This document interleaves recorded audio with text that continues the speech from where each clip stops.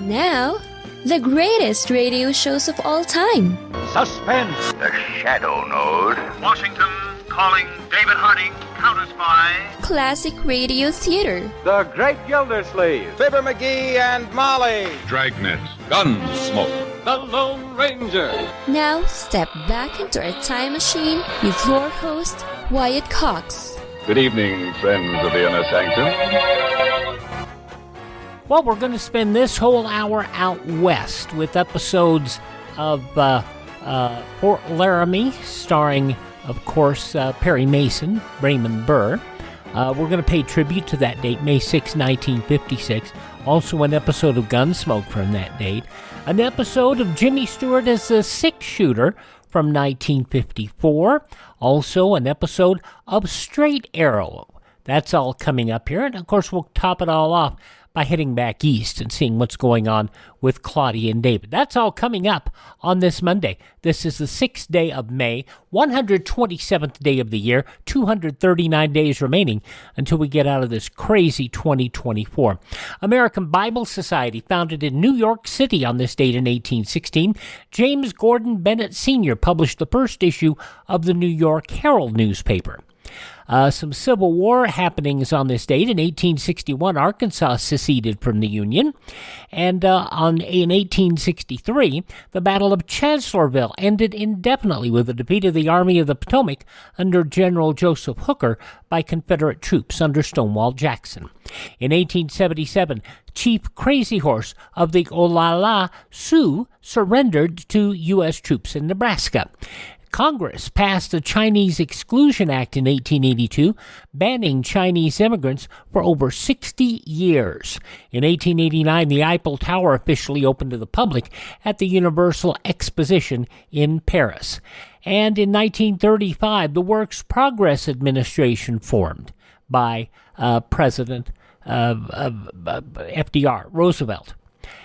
On this date in 1937, the German Zeppelin Hindenburg caught fire and was destroyed within a minute while attempting to dock at Lakehurst, New Jersey.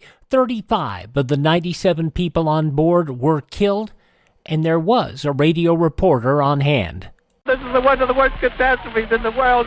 Oh, the place is 400 or 500 feet into the sky, and it's a terrific crash, ladies and gentlemen. The smoke and the flames now, and the frame is crashing to the ground, not quite to the mooring mast. All the humanity and all the passengers. It was not live. Herbert Morrison was on hand to record the event as a feature for WLS in Chicago. Nobody expected what was going to happen. A number of newsreel photographers were there. And it was just one of those things, this brand new thing, air travel, crossing the Atlantic. And one of the things that this thing is interesting about this is that while there had been a number of other airship crashes, many caused by bad weather, the Graf Zeppelin had flown for more than 1.6 million kilometers, a million miles, including the first circumnavigation of the globe by an airship. The Zeppelin company's promotions had prominently featured the fact that no passenger had been injured on any of its airships. Today, back in 1937, the Hindenburg caught fire and crashed. In 1940, John Steinbeck awarded the Pulitzer Prize for his novel The Grapes of Wrath. At California's March Field on this date in 1941, Bob Hope performed his first USO show, and he would go on doing it for decades. On Corregidor on this date in 1942, the last American forces in the Philippines surrendered to the Japanese. In 1945, Axis Sally delivered her last propaganda broadcast to Allied troops in Europe. In 1954, Roger Bannister became the first person to run the mile in under 4 minutes. Do you realize? It was not that long ago. Well, it was 70 years ago, but my goodness. At a press conference on this date in 1974, President Ford addressed opponents of Vietnam refugees being resettled in the United States. I understand the attitude of some. We have serious economic problems. But out of the 120,000 refugees who are either here or on their way, 60% of those are children. They ought to be given an opportunity. President Ford said he was, and quoting, damn mad, unquote, at the adverse reaction of the American people to Vietnamese refugees. And let's point something out. These people were vetted before they came in. Many of them were legitimately children. And so it was very, very difficult, and yet some people still went after them. Now, at a press conference a year later, President Ford in 1975 addressed calls for a congressional inquiry on how we got into and out of the Vietnam War. I think the lessons of the past in Vietnam have already been learned. Learned by presidents, learned by Congress, learned by the American people, and we should have our focus on the future. And as far as I'm concerned, that's where we will concentrate. The president called the war sad and tragic in so many respects. And quite frankly, what was it? I believe it was President Kennedy said at one point in time, is that success has 1,000 fathers and failure has none. And that's part of the problem with the Vietnam War. Now, in 1981, a jury of architects and sculptors unanimously selected May Ying Lin's design for the Vietnam Veterans Memorial from 1,400 other entries. In 1994, former Arkansas state worker Paula Jones filed suit against President Clinton, alleging he'd sexually harassed her in 1991. And yet we weren't supposed to believe her.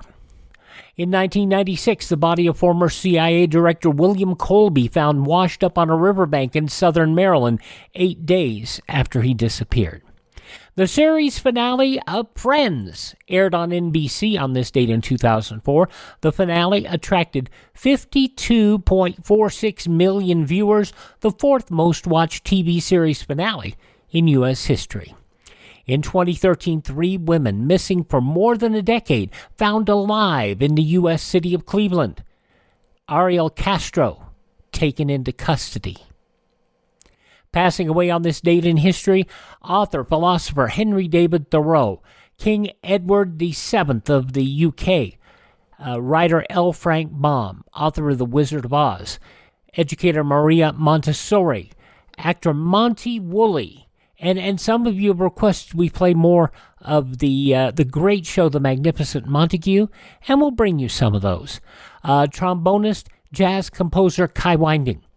Central Intelligence Agency Director William Casey, passing away on this date. Actor Charles Farrell, actor Wilfred Hyde White, German actress Marlene Dietrich, and George Lindsay Goober. Among those born on this date in history, psychiatrist Sigmund Freud, explorer Robert Perry, actor Rudolph Valentino, New York restaurateur Toots Shor, actor Raymond Bailey, you remember him, Mr. Drysdale from the Beverly Hillbillies, pianist Carmen Caballero, also Stuart Granger, fine actor, and Orson Welles, all born on this date in history. Hi, this is Jeff Foxworthy. It is now time for the birthday announcements. The following people are now officially older than dirt. And Bob Seger turned 79 today. Mary McGregor, torn between two lovers at 76. Tom Bergeron, 69. Actress Roma Downey is 64. George Clooney, 63. Colt Cabana, pro wrestlers, 44 years of age today. From Friday Night Lights and Agents of S.H.I.E.L.D., Adrienne Palicki is 41. From Precious and Empire, Gaborne Sidibe is 41. And from Terra Nova and the 2019 Aladdin, Naomi Scott is 31. Those just a few of the people who celebrate the 6th day of May as their birthday. If this is your birthday, happy birthday, happy birthday. Happy birthday to you.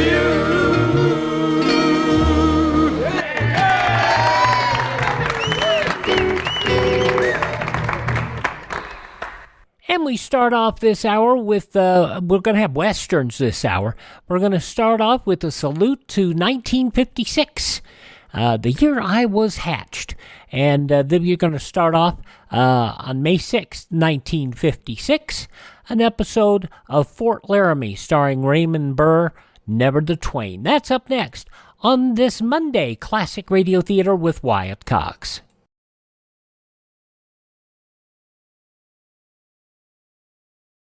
Are you suffering with anxiety, depression, PTSD, an eating disorder, or even a substance abuse problem? If it's causing problems at work or with your family, get help now. At Insight Mental Health and Wellness, we help and treat all types of depression and mental issues. We will help you use your insurance to get away from it all, to a beautiful, sunny, and tranquil vacation-like environment, so you can recharge yourself. And with the Family Medical Leave Act, you could take the time off you need from work. Plus, with the Affordable Care Act, your treatment could be 100% covered. If you're suffering from any kind of anxiety, depression, PTSD, eating disorder, or even a substance abuse problem, use your insurance and get away from it all. Come to sunny California. Call Insight Mental Health and Wellness now. 800-281-8944. 800-281-8944. 800-281-8944. That's 800-281-8944. And on Classic Radio Theater with Wyatt Cox, we start off our salute to the date May 6, 1956, 68 years ago today, an episode of Fort Laramie starring Raymond Burr, and this episode entitled Never the Twain.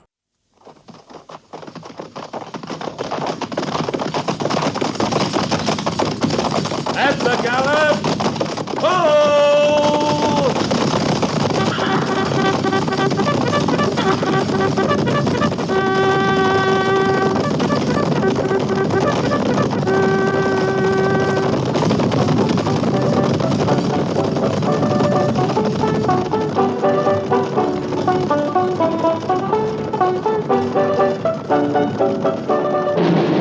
Fort Laramie.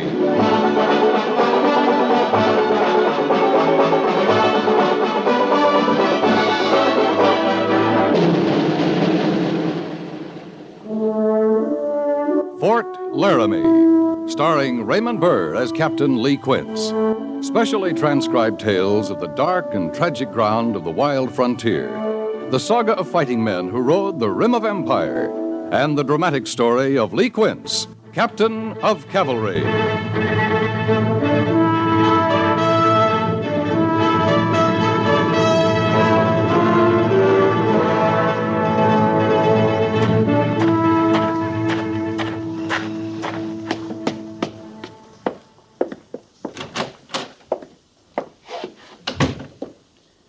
Lieutenant Sybert's reporting as ordered, Captain. Oh, yes, Mr. Sybert. I have a special detail for you. Yes, sir? We've received a report there's a band of Brûlé Sioux camped on the North Fork near White Butte. I want you to ride out and see what they're up to. Yes, sir. They're too close to the Bozeman Trail. Better take a scout with you. I suggest Dan Tolliver. I'd prefer Pete Hazen, sir. Oh? Why? I don't care for Tolliver. He's the best scout on the post. He's a squaw man. You've still got a lot to learn about the West, Mr. Syberts. I suggest you might find old Dan Tolliver a very valuable teacher. Yes, sir.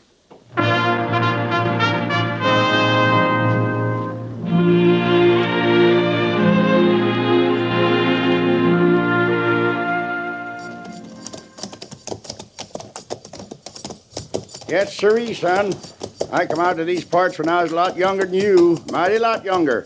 Nothing on my cheeks but peach fuzz. Must have been rugged in those days. Rugged? Why, son, there weren't a town or village twixt St. Joe on the Missouri and Monterey on the Pacific. Man had room to breathe. Now look at it. Immigrants pushing west every year, filling the plains with dust and damnation. I can't say I blame the Indians for being a mite put out about it. I'd expect you to look at it their way. What are you signifying by that, son? Well, I understand you've been closer to the Indians than some of us. Well, so I have, in a manner of speaking. Lived amongst them off and on for many a year. Fine people. Decent people. I saw how decent they were up on the Powder River. Man doesn't look very pretty after they've been decent to him. What part of the state you call home, son?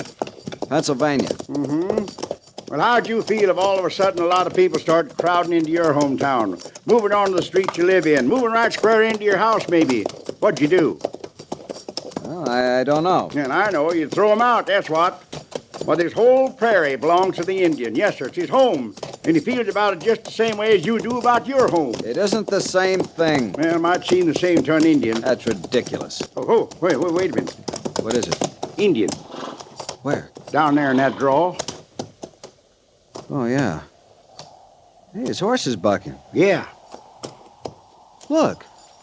Well, first time I ever knowed an Indian to get thrown off his horse. Let's go. Come on. Yeah. Hey!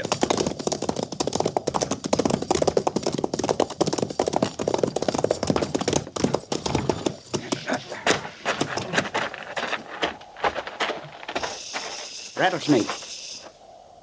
He's gonna strike. That's why her horse threw her. Yeah, that snake ain't going to be much use no more.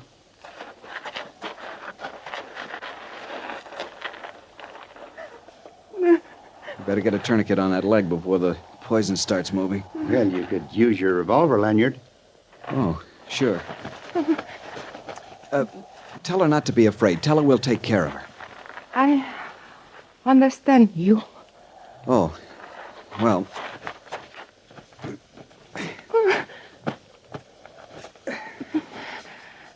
There. It's got the blood stopped. Now, I'm going to have to cut your leg so I can suck out the poison. I'll try not to hurt you.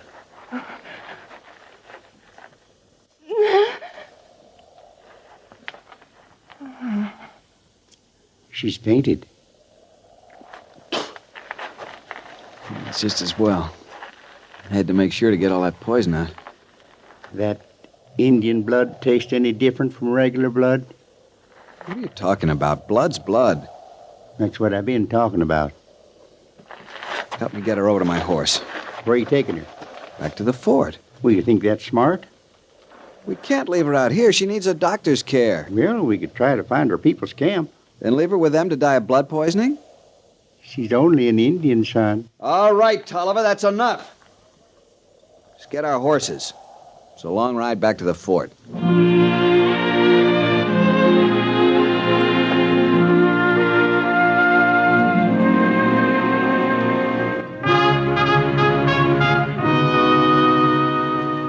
What you've done may have serious consequences, Mr. Syberts. What else could I do, sir? Look, from the Indians' point of view, you've kidnapped one of their women. Well, I suggested we ought to find her village captain, but the lieutenant said bring her here. We can only hope they didn't see you. And that's doubtful. Her pony bolted, and when it gets back to camp without her, there'll be a devil to pay.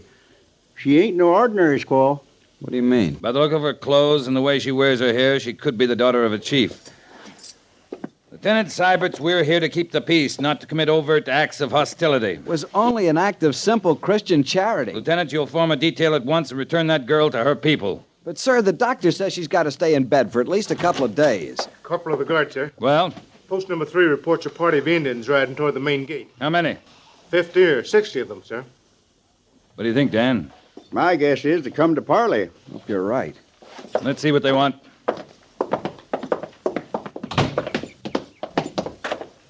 I suppose that's the chief riding in alone. It's Spotted Tail. He's always been friendly. Well, he ain't dressed up friendly today, Captain. Every scalp he ever took dangling in his belt. Shall I fall in the company, Captain? Don't move, Syberts. Greetings, friend. The soldiers of the Great White Father are honored by the visit of the mighty Spotted Tail. The soldiers of a Great White Father say one thing, do another. Say want peace, steal land, shoot buffalo, call it peace. Now steal Indian woman, steal daughter of Spotted Tail. Your daughter was not stolen, Spotted Tail. She was hurt. This officer brought her here so the doctor could help her. Where is Awapa, my daughter? She is in the hospital. I'll take you to her.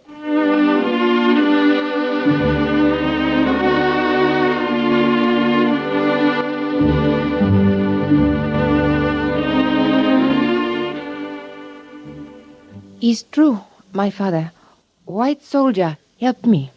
Why? Why enemy of Indian save Indian life?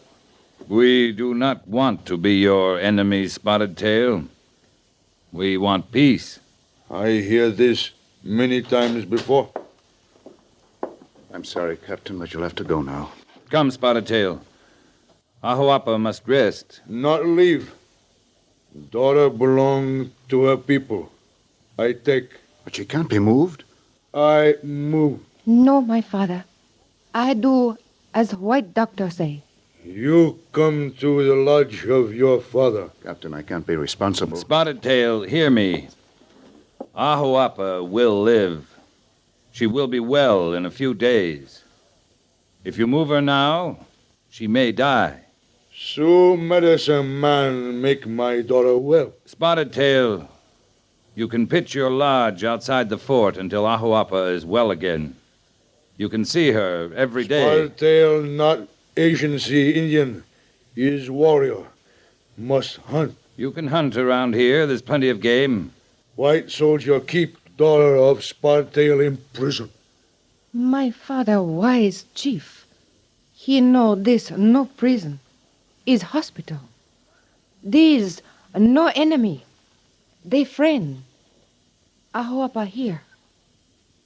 Ahuapa stay here. Aye then. Be it so.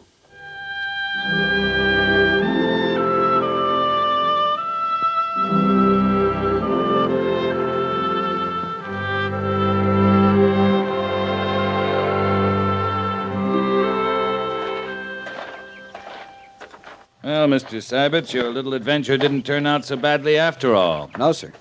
But I don't advocate rescuing Indian maidens in distress as a substitute for military duties.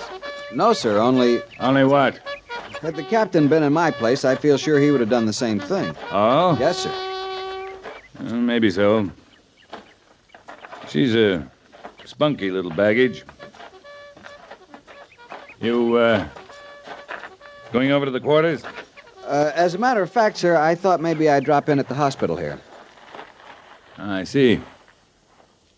Well, good luck, Mr. Syberts. Thank you, sir.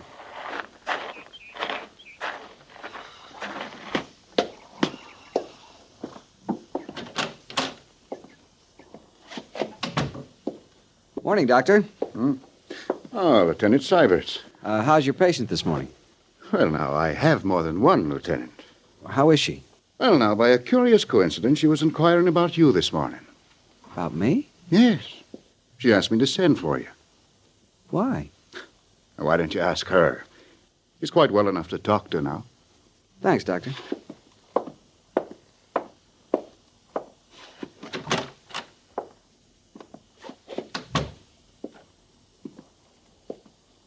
Morning, ma'am. Now is good. You feeling better? Pain all gone. That's fine. Ahuapa owe life to Lieutenant. Ahuapa belong, Lieutenant. I beg pardon? How else Ahuapa show thanks? By getting well quickly. Is not enough. It's all the thanks I need.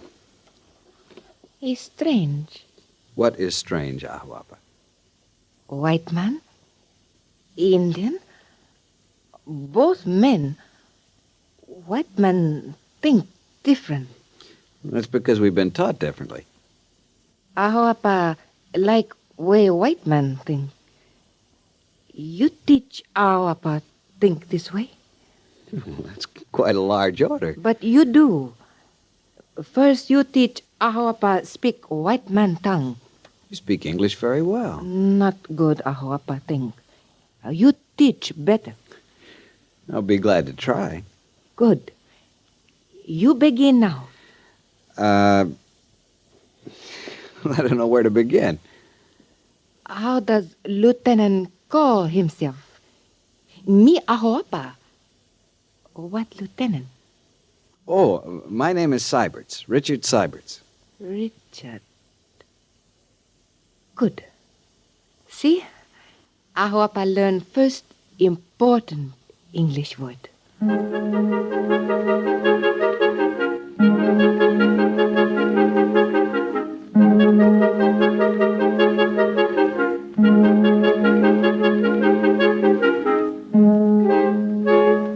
Mr. Syberts? Sir? Mrs. Syberts, I may be mistaken, but I don't believe I saw any change in the order of the day. I beg pardon, sir? Since when have sash and plume been indicated as proper dress for the officer in charge of guard mount? Oh, well, it isn't, sir, but I thought it might be good for the morale. The morale of whom? Why, the men, sir, naturally. How's that, Lieutenant? Well, sir, it also occurred to me that it might make a good impression on the Indians around the post. They put a lot of stock in their own headdresses and ceremonial regalia. I thought it might be a good idea to show them what our dress uniform looks like. Lieutenant Syberts, the only Indian who witnessed this guard mount was Ahuapa. I'd noticed that, sir. And had you noticed that each time you are the officer of the day, she is here on the parade ground to watch you change the guard? Well, sir, I guess she's interested in soldiers, sir. Soldiers? Or a certain soldier? I wouldn't know, sir. I believe you're off duty now. Yes, sir? Then, Lieutenant, I suggest you shouldn't keep the lady waiting. Yes, sir.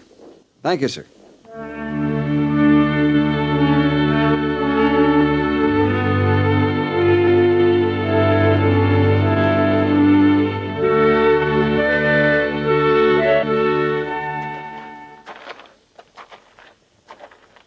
It always makes me a little sad to see such a sunset. So beautiful. My people say they not wish to die, and each evening Great Spirit must fight with it until it die bloody death, and only when it scalped will night come. Warrior may sleep, gain strength to meet new day. My people say the sun is a handsome god who rides across the sky in a golden chariot, forever chasing the beautiful goddess who is the moon. And does he ever catch her? Never. It's a sad story. He should catch her. He can't, for he belongs to the day and she to the night. But if he did catch her, what would happen? Who knows? So great is their love, perhaps the heavens would burst into blinding flame, consuming everything. Oh, yes. But he would have caught her. Yes, he would have caught her. He gone now, your handsome sun god. Gone over edge of world. Great Spirit has killed him. Oh, no. He's not dead. Look over in the east. The moon goddess comes following after him. Richard, Yes? I am that moon goddess. You are that god of sun. And I follow you always. And never may I catch you. No. No, I won't run away over the edge of the world like the sun. I'll stay here with you. Always. Always. You're not afraid of blinding flame that consume everything? I'm not afraid. Then I'm not afraid.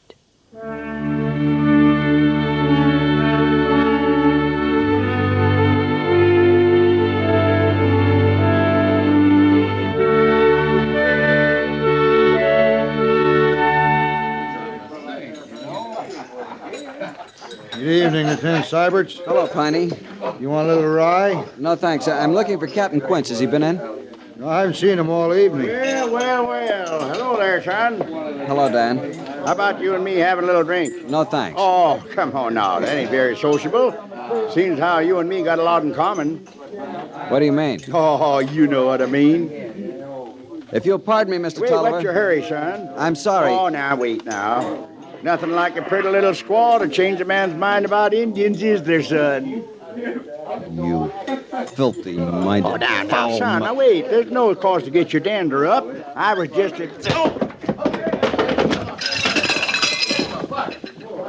At ease! At Please!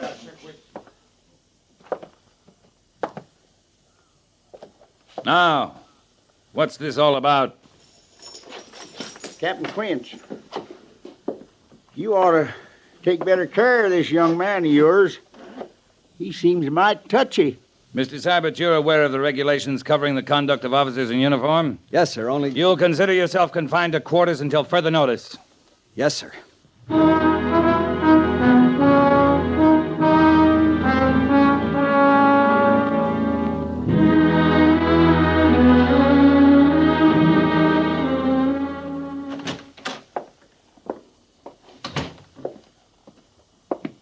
Captain Quince reporting, sir. Good morning, Lee. I hear you refereed a little scuffle over at the Sutlers last night. Why, yes, sir. One of our officers fighting a civilian. Well, Major Daggett, as far as I can see, he was provoked. Did Dan Tolliver attack him? No, sir. Tolliver was taunting him about the Indian girl. Seibert's in love with her? Apparently. Well, his love affair will have to wait. We've got more important things to worry about. That's why I sent for you. Yes, sir. Just got a dispatch from Fort Kearney. Some idiot Kansas militia outfit attacked a Cheyenne village last week. But we have a treaty. We're at peace with the Cheyenne. Apparently it didn't mean a thing to those brave civilian soldiers. They attacked without warning or provocation. Massacred every man, woman, and child in the village. Come in. I beg pardon, sir. Yes, Sergeant. What is it? The Indians are pulled out. They was there last night, but this morning there ain't a single teepee down by the river. Just a couple of stray dogs. They got the news quicker than we did. They always do. A party of Cheyenne is killed and the Sioux take to the warpath. We may have a general uprising on our hands. Have your company ready to move out in half an hour, Captain. Yes, sir.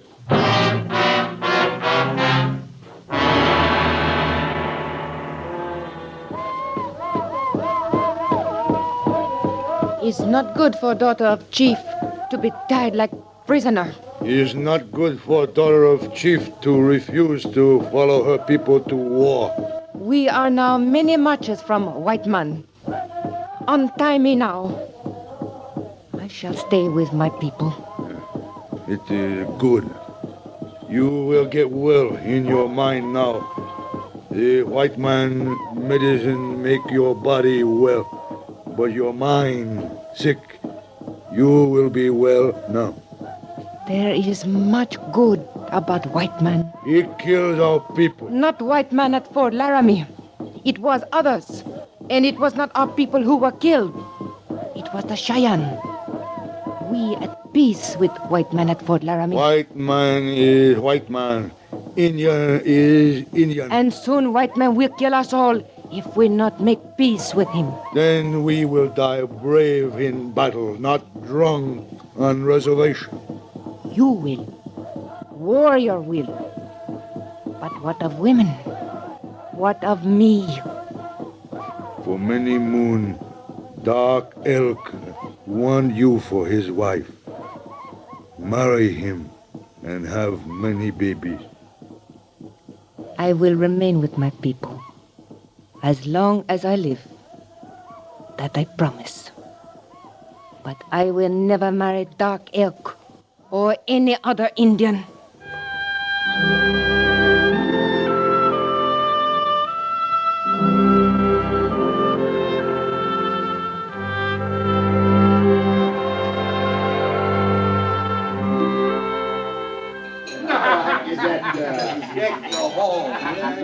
Another glass of punch, Major?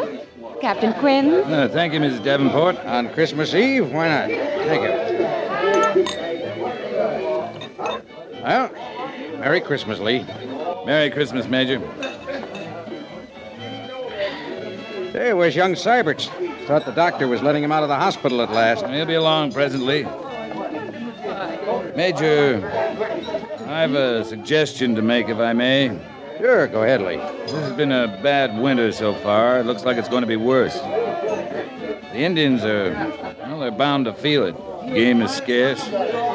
They haven't the advantages of the treaty supplies we were furnishing them before they took the warpath. What's your suggestion, Lee? Call them in for a peace parley as soon as the snows melt, say April 1st. Maybe we can end this useless bloodshed. Maybe, but I don't think they'll come. Why not? After that massacre in Kansas last summer, they won't forget. I can't say as I blame him. Worth a try, isn't it, sir? Certainly, anything's worth a try. Good evening, sir. Evening. Oh, Lieutenant, how's the arm? Doctor says it's going to be all right, sir. You're lucky you didn't lose it.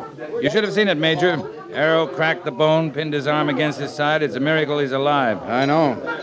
Those were Spotted Tail's warriors, Lieutenant? Yes, sir. Any idea who got you? Yes, sir. A warrior named Dark Elk. He was after my scalp. I shot him. That change your opinion of Indians, Lieutenant? No, sir. They're a fine race of people, sir.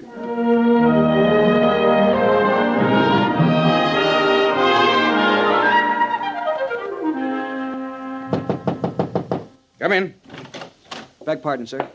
Yes, Lieutenant. What is it? Party of Indians approaching the post, sir. War party? No, sir. Women and children along with the braves. Yeah, maybe we'll have a peace parley after all. Let's go out and meet them. Oh, where's Captain Quince? Right outside, sir.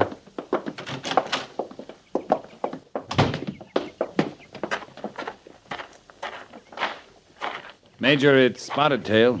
I see it is.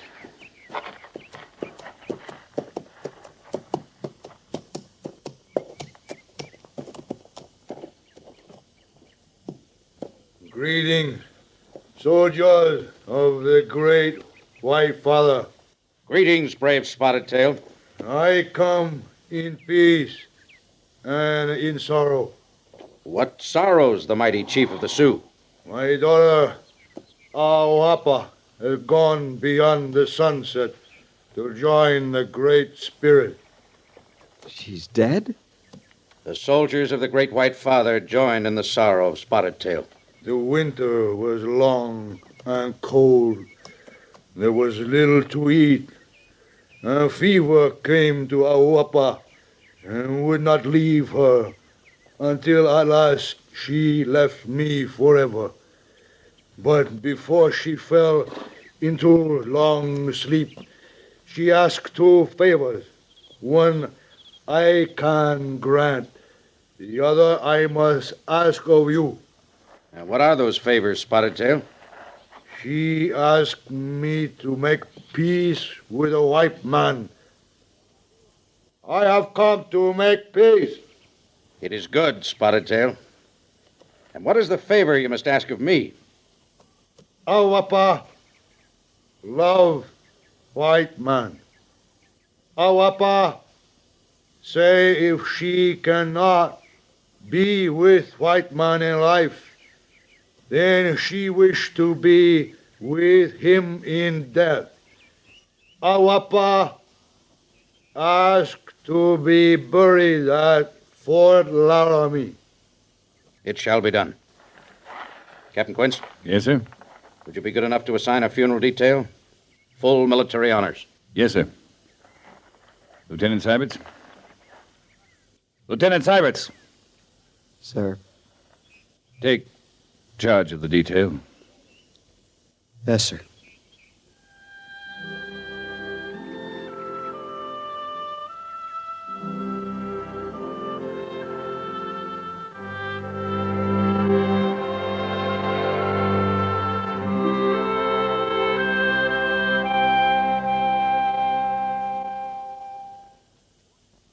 Fort Laramie is produced and directed by Norman MacDonald and stars Raymond Burr as Lee Quince, Captain of Cavalry, with Vic Perrin as Sergeant Gorse.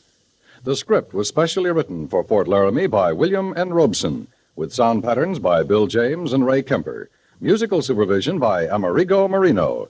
Featured in the cast were Harry Bartell, Jack Moyles, Lillian Bayef, Ralph Moody, John Daner, John Stevenson, and Don Diamond.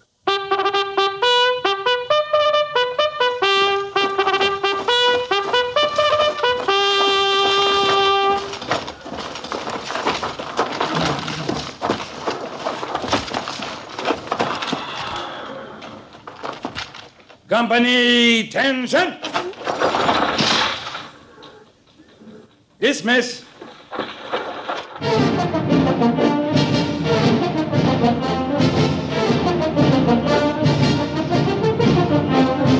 Next week, another transcribed story of the Northwest frontier and the troopers who fought under Lee Quince, Captain of Cavalry.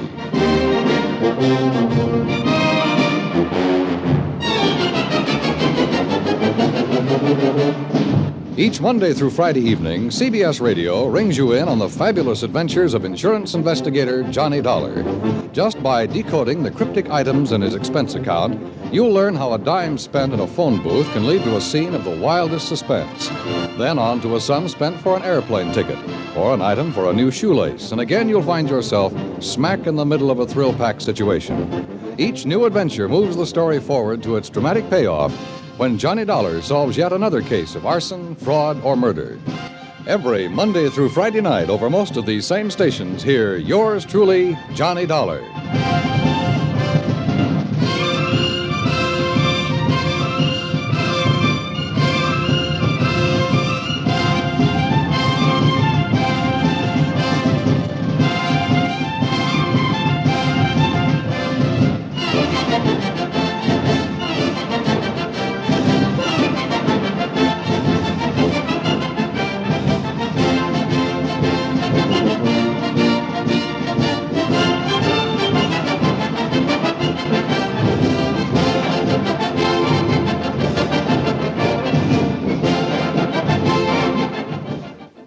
From 68 years ago, Sunday, May 6, 1956, Raymond Burr, Fort Laramie, here on Classic Radio Theater with Wyatt Cox. Up next, we'll bring you the news from that date, 68 years ago today.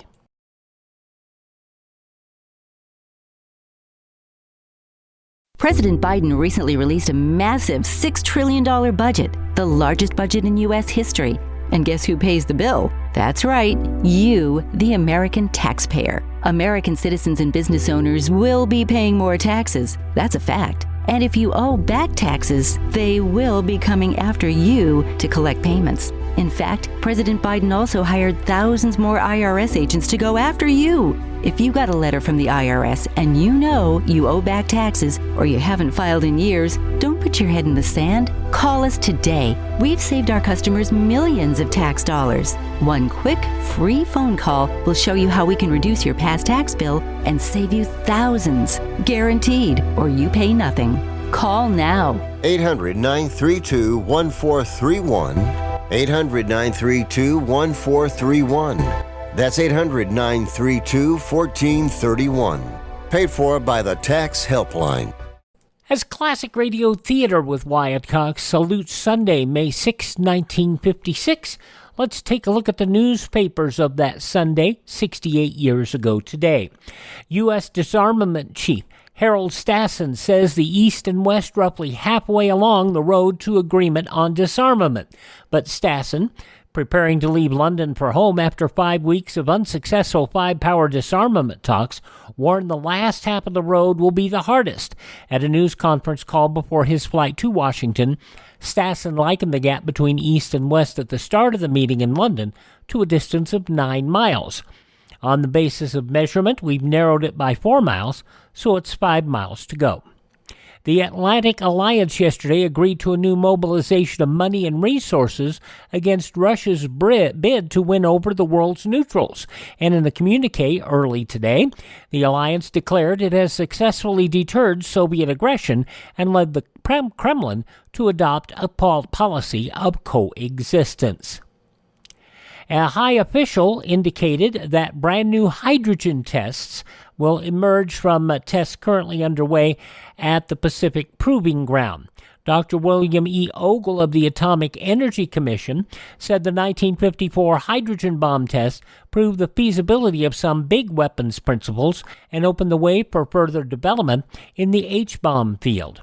Peacemaker Dag Hammarskjöld flew toward New York from Rome with a report which the UN Security Council may chart new moves to reconcile Arabs and Israelis. As he walked to the plane, a reporter overheard the UN Secretary General say to an Italian diplomat, "We have erected new bases. It's now up to the governments to do something." A House Foreign Affairs subcommittee reported the Geneva Summit Conference has seriously weakened anti-communist sentiment in the Middle East and Southeast Asia.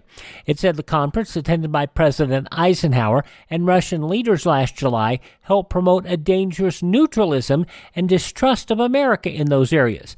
The feeling in many foreign lands, that the congressman said, is that it is senseless for them to resist communism if the West is going to accept the communist into a respectable society, as at Geneva. There were growing indications today the House Rules Committee will clear President Eisenhower's 4-point civil rights program for a floor vote, even though the Democrat from Virginia, Chairman Howard W. Smith, opposes it. If it passes the House, however, Southern opposition is expected to kill it in the Senate. Chairman Walter F. George of the Senate Foreign Relations Committee today joined President Eisenhower in opposing suggestions that a substantial amount of U.S. foreign aid be channeled through the United Nations.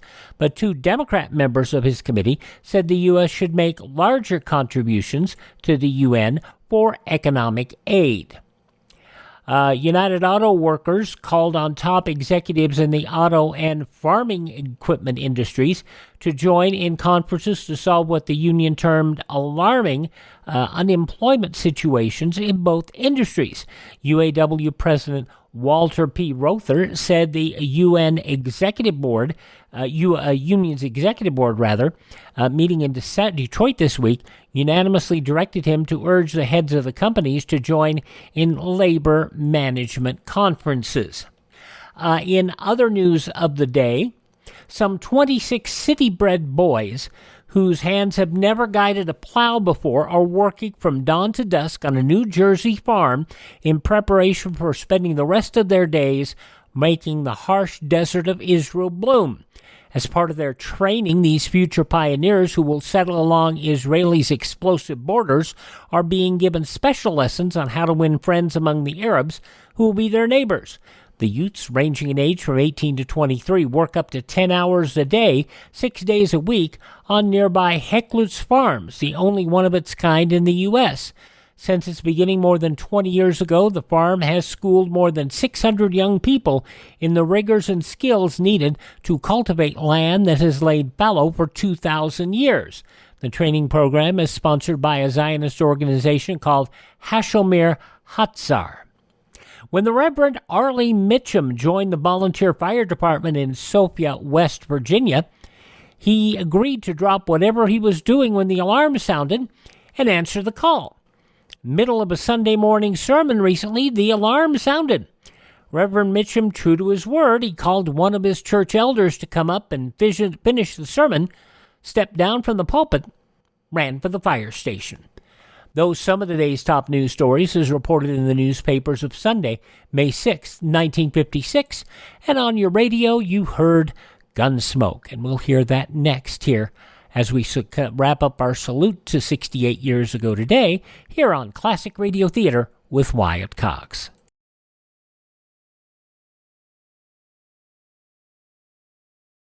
In times of economic uncertainty and chaos, your money means nothing. You may not even be able to get it from your bank or ATM. And the money you do have in the stock market will go down and down. What you can bank on is gold and silver. Gold and silver have been a reliable and trusted form of currency for thousands of years. Gold and silver have never been worth zero, and typically gold holds its value during economic turmoil. Call the Gold Hotline now and learn how to protect your money and your assets with gold and silver. And learn how to set up a new IRA or roll over your current one into a gold-backed IRA. Protect your money from the next market crash with gold and silver. Call now for your free gold guide. 800-515-6302. 800-515-6302. 800-515-6302. That's 800-515-6302. And we wrap up our salute to this date, May 6, 1956, 68 years ago this day, with an episode of Gunsmoke starring William Conrad as Marshal Matt Dillon, and this episode is entitled The Photographer.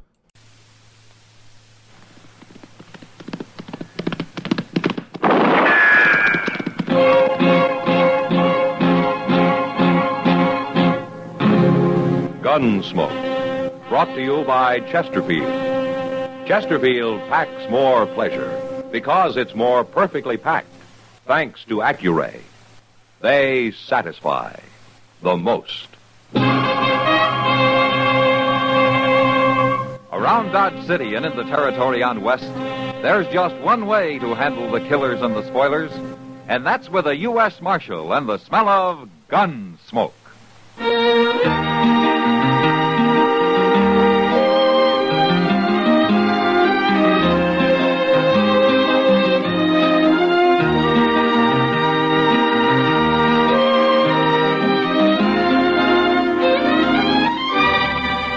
Gunsmoke, starring William Conrad. The transcribed story of the violence that moved west with young America. And the story of a man who moved with it. I'm that man, Matt Dillon, United States Marshal. The first man they look for and the last they want to meet. It's a chancy job, and it makes a man watchful and a little lonely.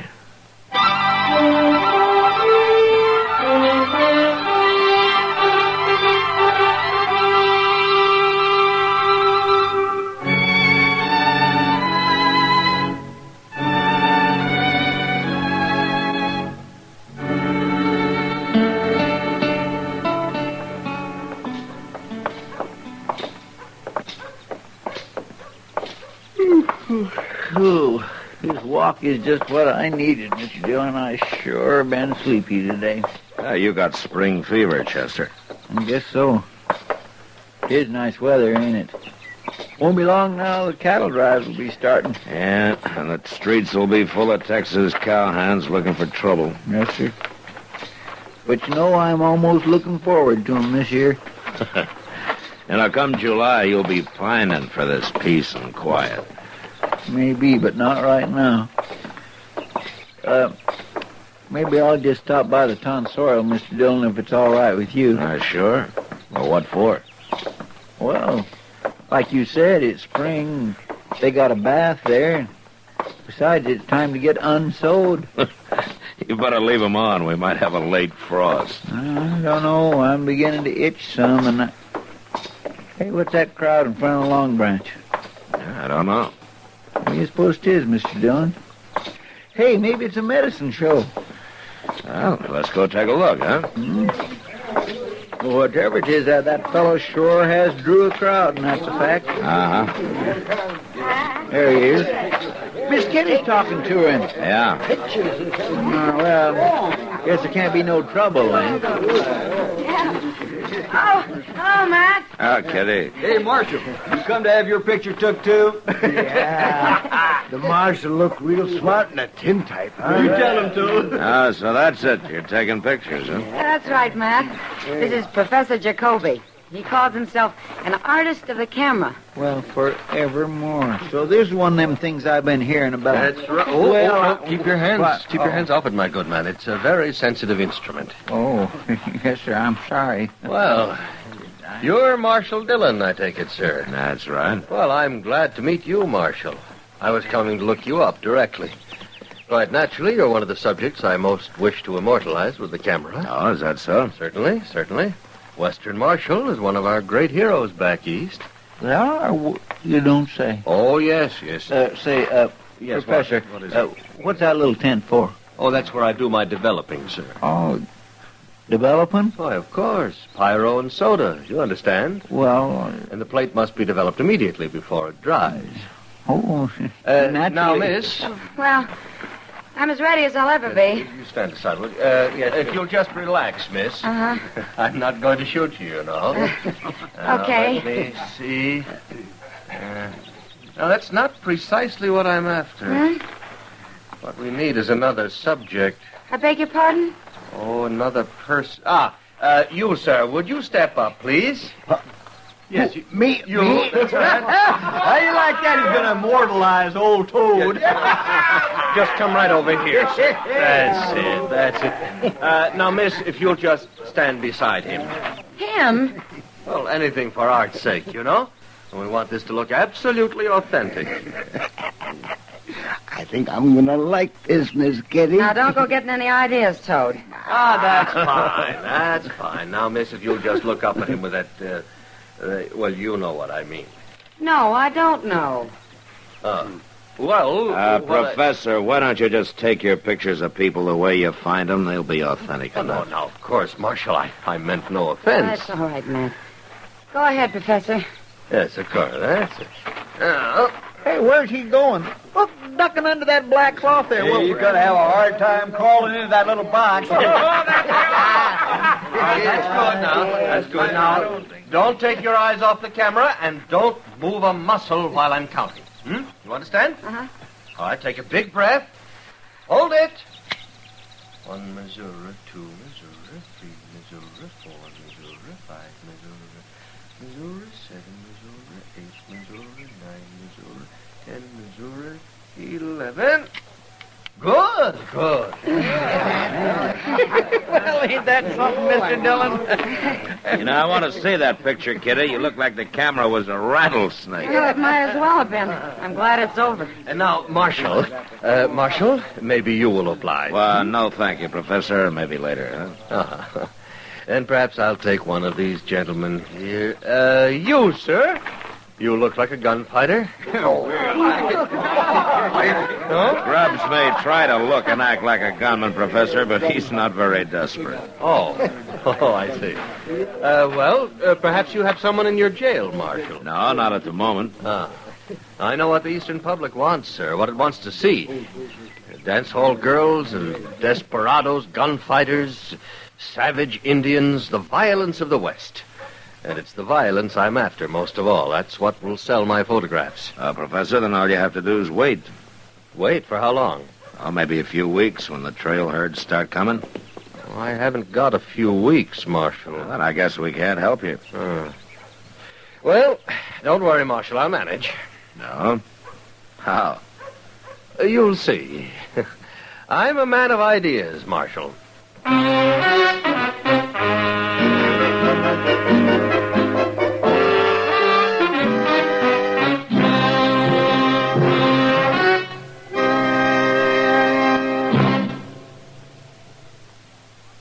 That whistling man, Bobby Haggart, really started something.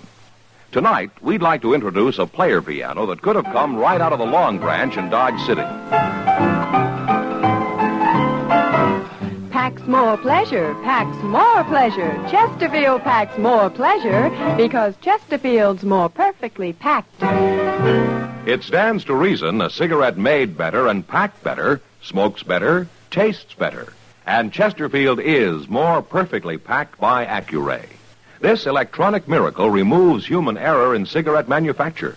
So Accuray Chesterfield is firm and pleasing to the lips, mild yet deeply satisfying.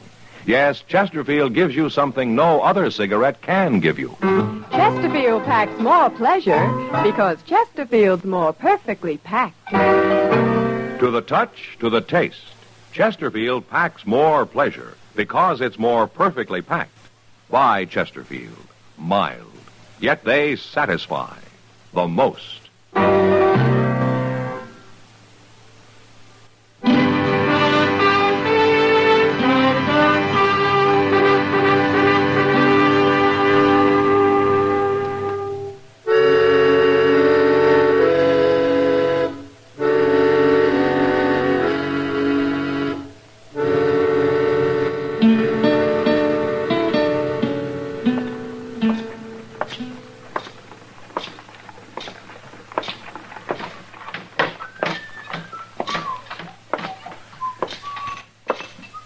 Morning, Sam. Howdy, Marshal.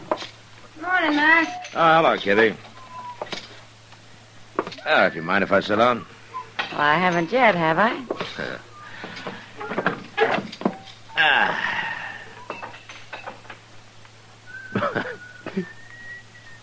Well, what are you grinning about? I saw your picture. What was that you said to me about rattlesnakes? Oh, yeah, it was pretty bad, wasn't it? Well, maybe if you didn't have to hold still for so long. Sure. Anyway, you're immortalized now. The professor will have your face all over the papers back east. If they'll print it. Matt, seriously. Hmm? I don't like that man. Oh?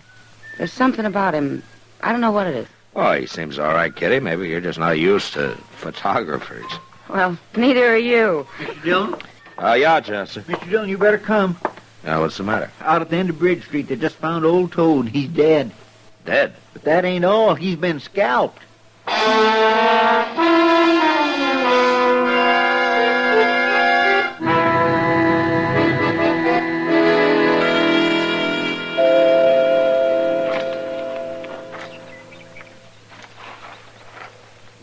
make of it, Matt? I don't know, Doc. Neither do I. There hasn't been any Indian trouble lately. Surely no Indian come this close to town. Doc, it wasn't an Indian. That's not the way they use a knife. Well, then, who did do it, Mr. Dillon? Old Toad wasn't much good, but he never hurt nobody. There's another funny thing, Matt. Doesn't look like it was done right here, but like it was done over there by that building. And then he was dragged out here into the open. Yeah, out in the open. Into the sunlight. Yeah, wait a minute. What are you looking for, Mr. Dillon? This, right here, Chester. Well, I don't see nothing. Those Mr. 3 Dillon. little marks on the ground there. You know what makes marks like that? No, what? The 3-legged stand they use for a surveyor's instrument. Or a camera. Camera? Matt, no man would do that just for a picture. Well, there's one way to find out.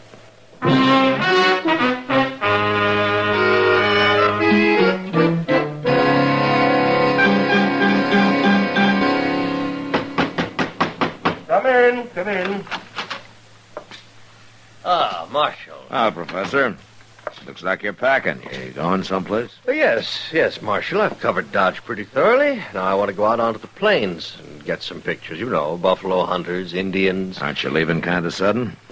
What do you mean? I've been planning to go down into the Indian territory. Oh, they might be pretty dangerous right now, Professor. Oh, I'm not timid, Marshal. Oh, I know that. But did you hear there's Indian trouble starting? A man was scalped this morning right here in Dodge. Yes, I heard something of it. But I'm not frightened. Why not, Professor? Because you know it wasn't an Indian that did it? Just what do you mean, Marshal? I'd just like to know how you were able to get there and take a picture of Toad before anybody else knew anything about it. Perhaps I was just lucky, Marshal. I met the man who found him. I think it was more than luck. Are you accusing me of killing that man? Maybe you didn't do it yourself, but I think you hired it done. Can you prove that? I can when I find the man you hired. The whole thing is ridiculous, Marshal. Besides, he was nothing but a scavenger, a derelict. He was a man, and it was murder. Whoever did it'll hang for it. Well, it's no concern of mine. Unless, of course, I can take a photograph of the hanging. You'll do anything for a picture, won't you? Well, almost anything, Marshal. Like I told that girl, anything for art's sake. And that was a good picture I got of Toad, Marshal. Perhaps you'd like to see it. No, thanks. Well, it's going to be quite a feather in my cap when I take it back east to Harper's. Maybe you won't take it back east, Jacoby.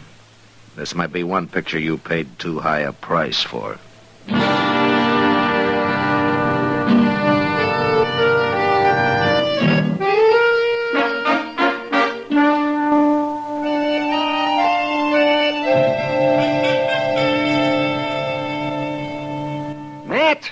Why didn't you lock him up? I got no proof against him, Doc, unless I can find the man who actually did it. And I got no idea who that is. Jacoby's been seen around town with a lot of men, but nobody's special. He's liable to skip town on you. Well, I hope so. What's that? Well, I figure he's going down into Indian territory. He won't go alone. Even he's not that foolish. And the logical one to go along with him is a man he'd already hired to do a job for him. Yeah, that's so. Anyway, it's the last chance I got. The town sure stirred up about it. You'd never have thought old Toad had a single friend. Sure, they're upset. They think it was Indians. And the professor put the picture on display in the window of the Dodge house. Did you know that? Yeah, I heard. And maybe it was him started the talk about calling the cavalry out against the Indians. Well, he'd like nothing better than an Indian war to photograph. What kind of a man is that? I don't know, Doc. Mr. Dillon, Moss Grimmick says the professor left town just before dawn this morning. Alone? Nope. Tom Grubbs was with him. Tom Grubbs. Sure. A two-bit would-be gunman. All right. Now all we gotta do is catch up with him.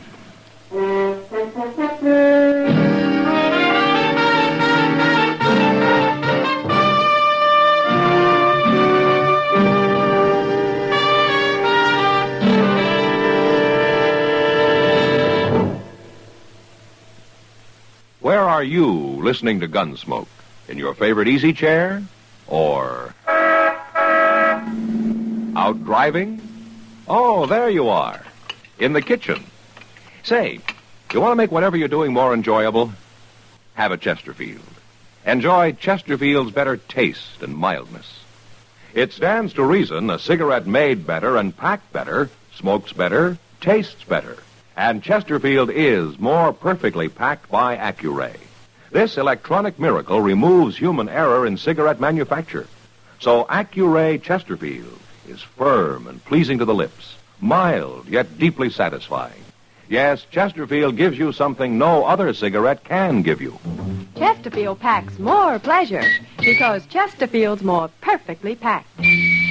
To the touch, to the taste, Chesterfield packs more pleasure because it's more perfectly packed. By Chesterfield, mild, yet they satisfy the most.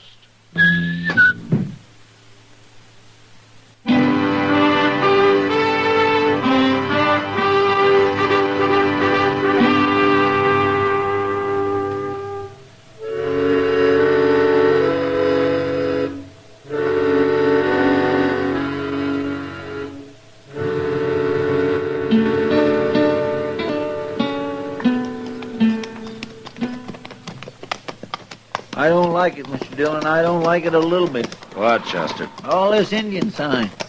You just keep your eyes open. We'll manage. I guess Jacoby will be happy. He should be getting all the pictures he can use. I notice he's stopped several times. Pictures. I hope I never meet another photographer. Well, maybe they aren't all like him, Chester. Well, I hope not. Hold up, Chester. What, Mr. Dillon? Something over in that clump of weeds there. Marshal. Marshal. What man? A white man, Mr. Dillon, is Grubb. Yeah, come on. Oh.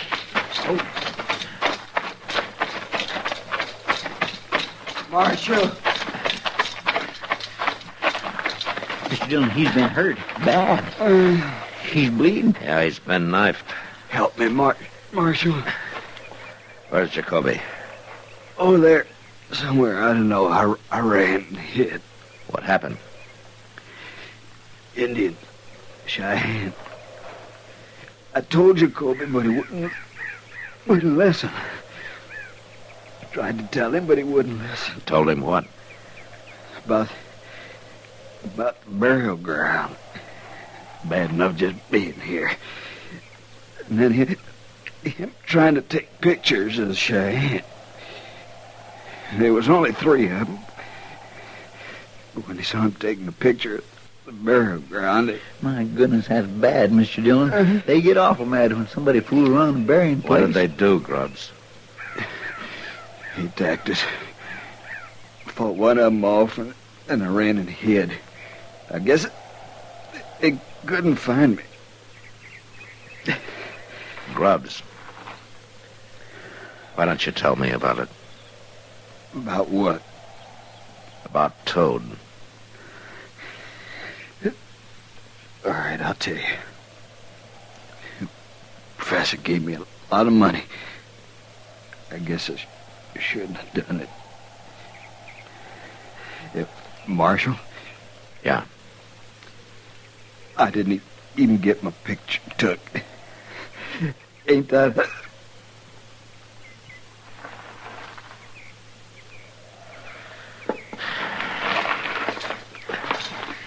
He sure was some gunman. Killing a helpless little old man for money. Yeah. Now let's see about Jacoby now. Hey, Mr. Dillon, you think them Cheyenne might still be around? No, they just showed up by now, Chester. There's the burial ground. Hey, look. There's his camera. Yeah. All smashed. And his pictures all scattered around with it. My gracious.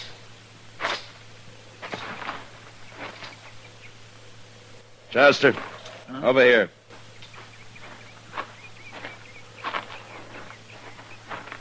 That ain't a nice sight, is it, Mr. Dillon? No. There's a kind of justice in it, Chester. Yeah. They did to him just what he had grubs do to old Toad. Well, we better bury him. Then maybe we better gather up those pictures. What for? We'll send them back east for him. Maybe they'll be immortal like he hoped. Who knows? He might turn out to be a big hero. And wouldn't that be something? Yeah. Doubt there have been heroes like that before. All right, come on.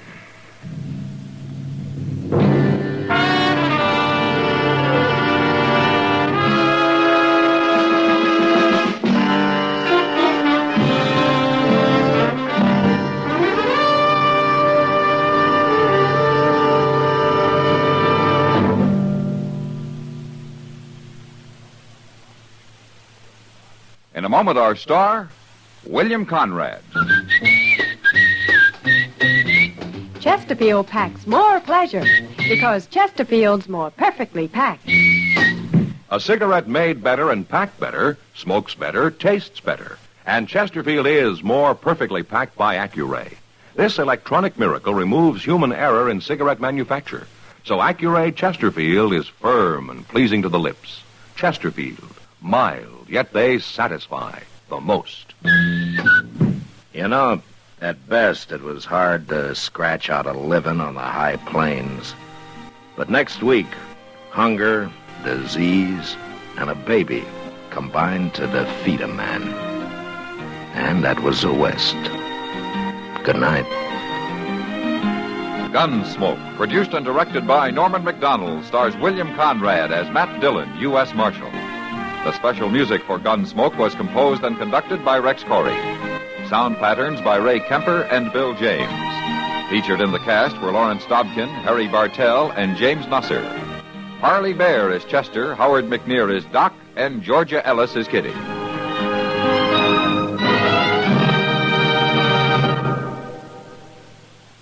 Live modern. Smoke L&M. Live modern. Change to L&M. Live modern. Smoke L&M. Only with L&M can you enjoy the full, exciting flavor of today's finest tobaccos. No other cigarette, plain or filter, gives you the full, exciting flavor you get through the pure white Miracle Tip. So light up, free up, let your taste come alive. Live modern. Smoke L&M. Join us again next week for another specially transcribed story on Gunsmoke.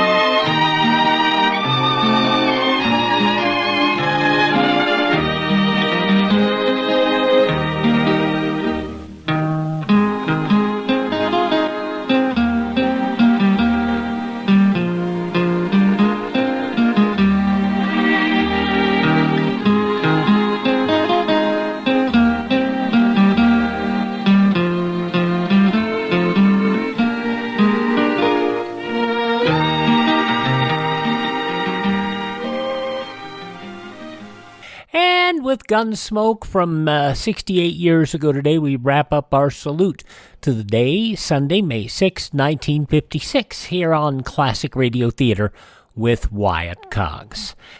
Coming up next, Jimmy Stewart as the six-shooter.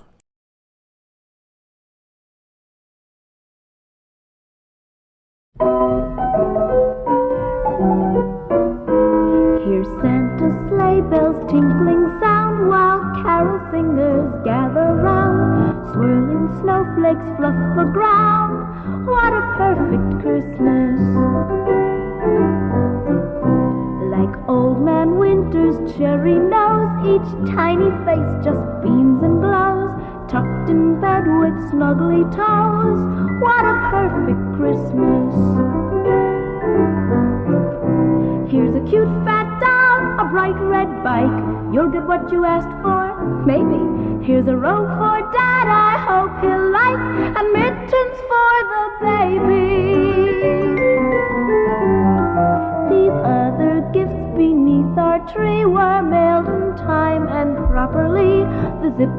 plainly marked to see. Oh, what a perfect Christmas. And if you mail those Christmas cards today, they might make it there in time for Christmas. Classic Radio Theater with Wyatt Cox, now an episode of The Six Shooter starring Jimmy Stewart. This from 70 years ago today, May 6th, 1954.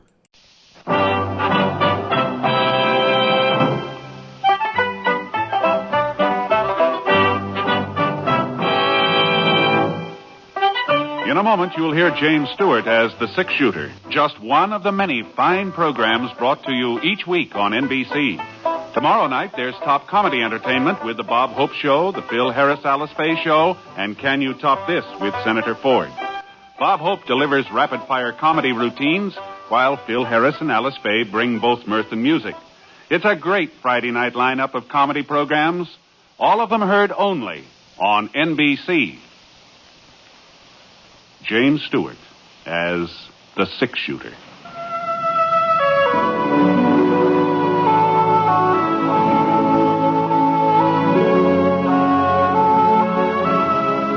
The man in the saddle is angular and long-legged. His skin is sun-dyed brown. The gun in his holster is gray steel and rainbow mother of pearl. Its handle unmarked. People call them both the Six Shooter. The NBC Radio Network presents James Stewart as The Six Shooter, a transcribed series of radio dramas based on the life of Britt Plunsett, the Texas plainsman who wandered through the Western Territories, leaving behind a trail of still-remembered legends.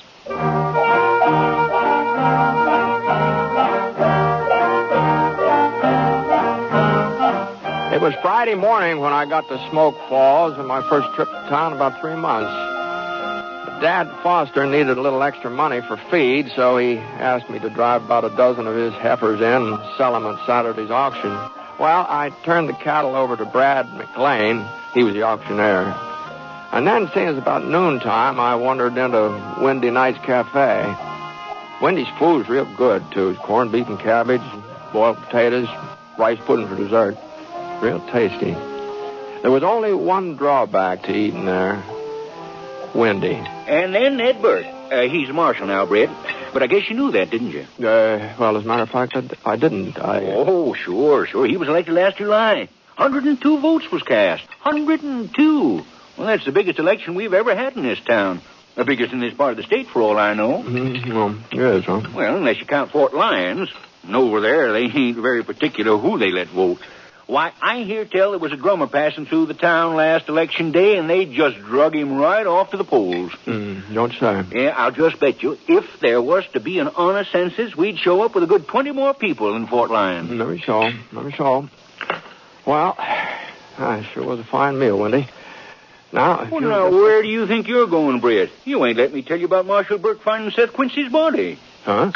Well, what did you think I was leading up to? Well, I didn't exactly know. Yeah, a week ago last Monday. That's when it happened. Oh. The reason I remember so plain is, long about 10 o'clock in the morning, it started to thunder, and I said to Mrs. Coombs, I run into her coming down Main Street. I said, Miss Coombs, I said, don't let that thunder fool you. It ain't going to rain the first week in September. No, sir. I lived around here for 17 years, and it ain't never rained after the 25th of August. That's what I said.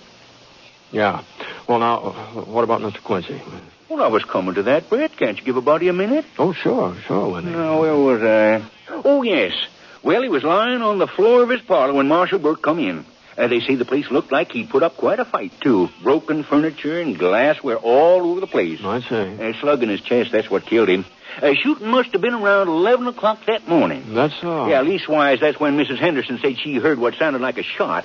You know the Hendersons, Britt, live right over in the road there, just down the road a bit from Seth Quincy's ranch, you know? Yeah, sure, I know. Clyde Henderson. He's that short, red-haired fellow who married Sarah Watkins. I said I know him, Wendy.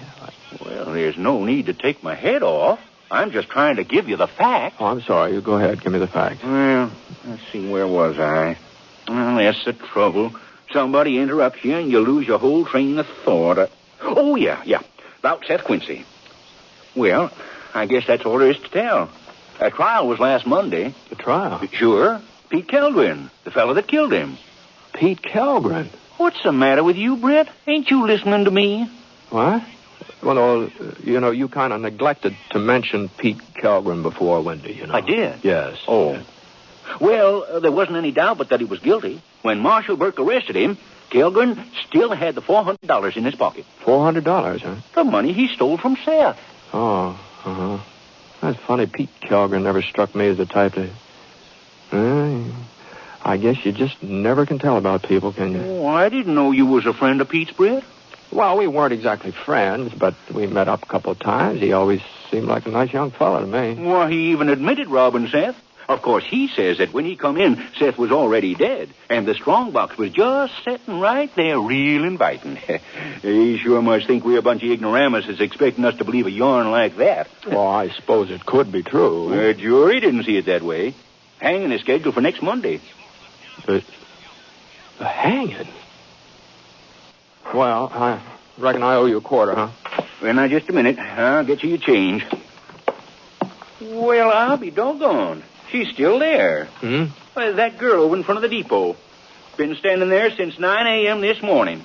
Come in on the express from Fort Laramie. Oh. I guess she's waiting for somebody to meet her. Funny. I ain't heard of nobody expecting visitors. And I usually get wind of a thing like that. Yeah, I imagine you do. Yeah. Well, here's your change, Britt. Thanks a lot. No mention it. I'll be seeing you, Wendy. You're going to be in town for a while, ain't you? No, I'm heading back to Foster Ranch tomorrow. Oh, that's a shame. You'll miss the hanging. Mm-hmm. Well, I reckon I can do without it. So long.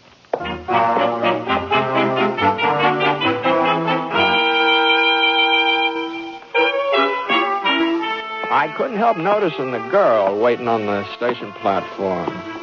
She's young, not more than 20 or so. Pretty, too. With straw-colored hair that was sort of fixed up in braids across the top of her head. Real pretty. And it sure looked like she intended to stay around Smoke Falls for a spell. Leastwise, she had plenty of luggage with her. 2 great big canvas suitcases and a wicker basket packed to overflowing. I started to cross over toward her, and she gave a little turn. She was frowning, kind of anxious-like, and she seemed to be studying me as if she was trying to make up her mind about something. Excuse me for bothering you, miss, but is there anything I can do for you?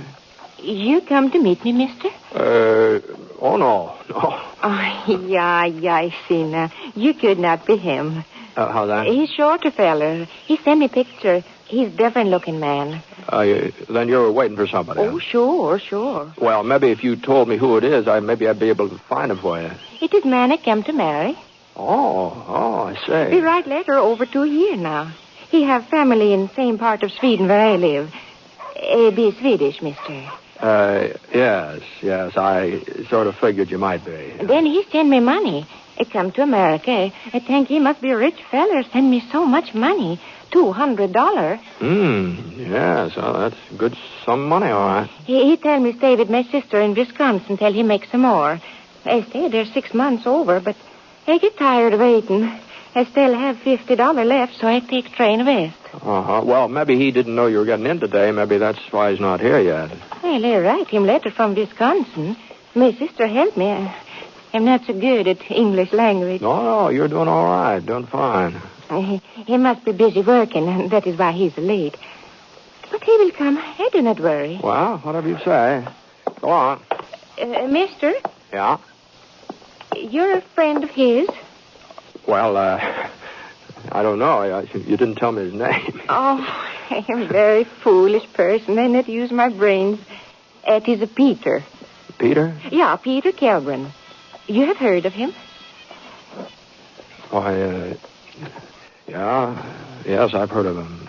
You do not see him anywhere today? No, I haven't seen him. Thank you, just the same. Yeah, mister? I didn't tell you my name either. It's Ponsett. Britt Ponsett. I'm very pleased to meet you, Mr. Ponsett. Anna Norquest. Oh, how do you do, Anna? Why you look at me like that, mister? Well... Something is the matter? Yeah, I'm afraid there is. Peter, he is not sick. No, it isn't that. Well? But you said you'd come to America to marry Pete? Yeah, sure. But you don't know him very well, do you?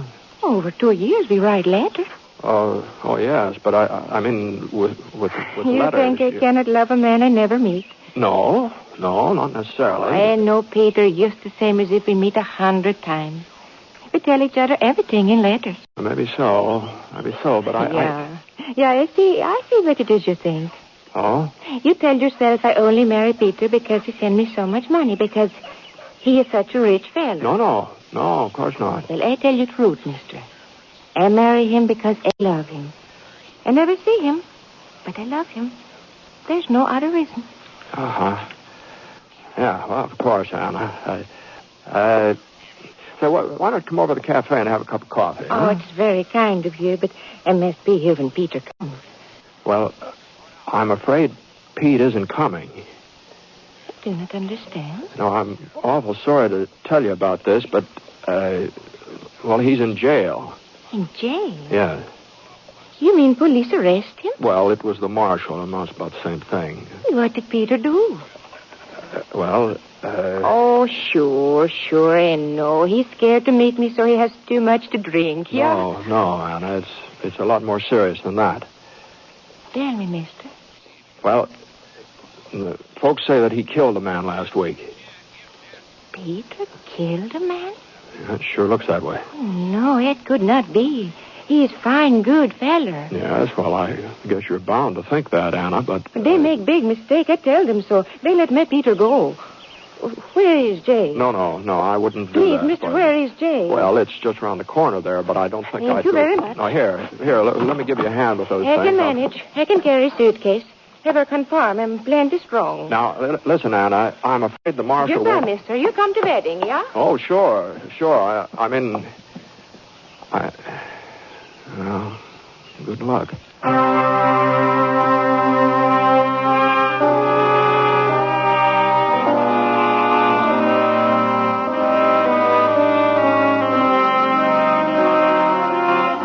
Well, I didn't see where it was up to me to give Anna all the details about the hanging Monday and everything. She'd find out soon enough. Sure was a tough break, though, after coming all this distance and marrying a man she'd never seen.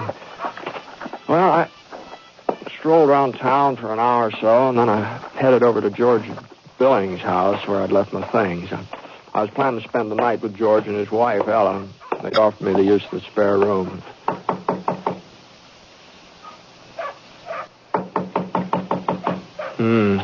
Nobody home. Well, I picked up the flower pot on the top porch step, and I found a key under it, and there's a note from Ella, too. It said for me to go inside and make myself comfortable.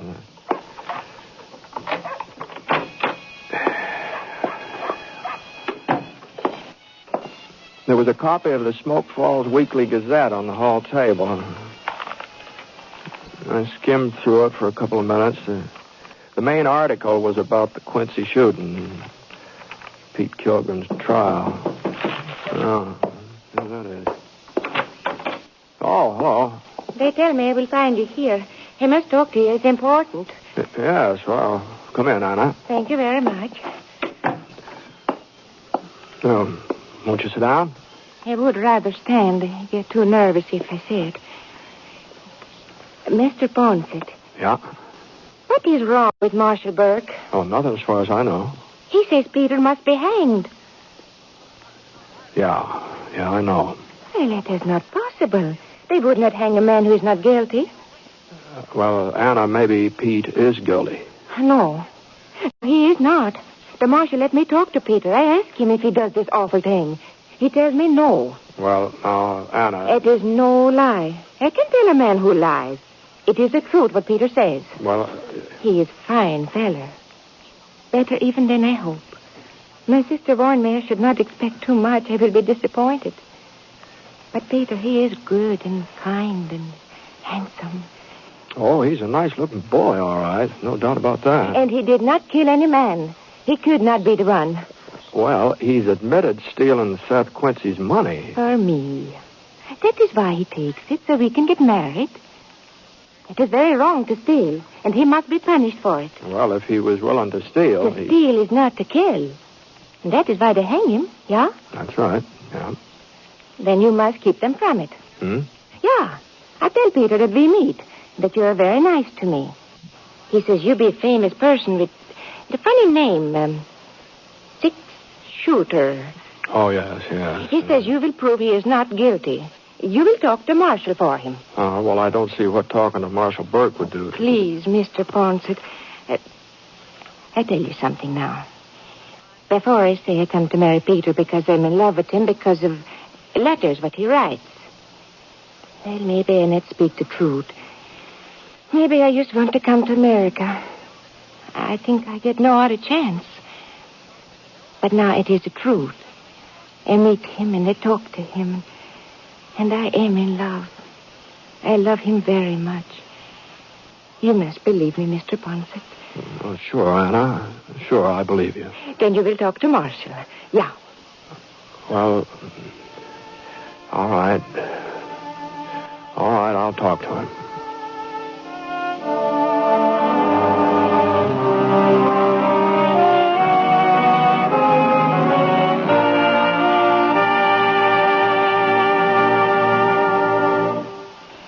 You are listening to The Six-Shooter, starring James Stewart as Britt Ponsett, the Texas cowpoke whose name has become legend throughout the West.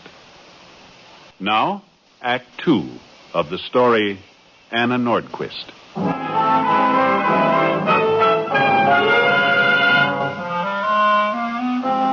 I left Anna at the hotel, and I went over to see Ned Burke. His office was in the front part of the jail where they were keeping Pete Kilgren. Ned had only been marshaled for a few months, but he'd had a couple of years deputy experience, so he knew the job. And he was sort of a man that usually made a good marshal, too. He's quiet, not looking for trouble, but able to take care of it when the time came. I sure felt terrible, Britt, when she came in here and told me who she was and what she wanted. Yeah. I let her talk to Kilgren. Figured it was the least I could do. Just seemed to make things worse, though. He convinced her that he was innocent and I was out to get him. Well, no, nobody's going to believe that, Ned. That girl might believe it. Guess I wouldn't blame her if she did. Kilgren's a pretty smooth talker. Yeah. Ned. Yeah, Brent? There couldn't be any doubt about it, could there?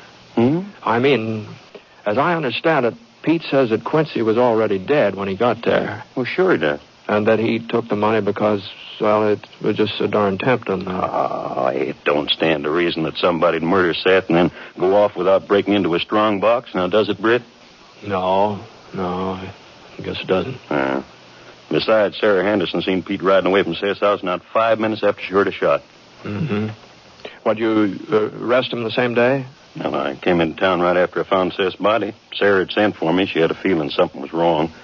Kilgren was at Bud Winkler's place. That's where I found him. Mm-hmm. Do you still have the gun on him? No, he claimed he didn't own a .45. That's what the slug in Seth's chest was, .45.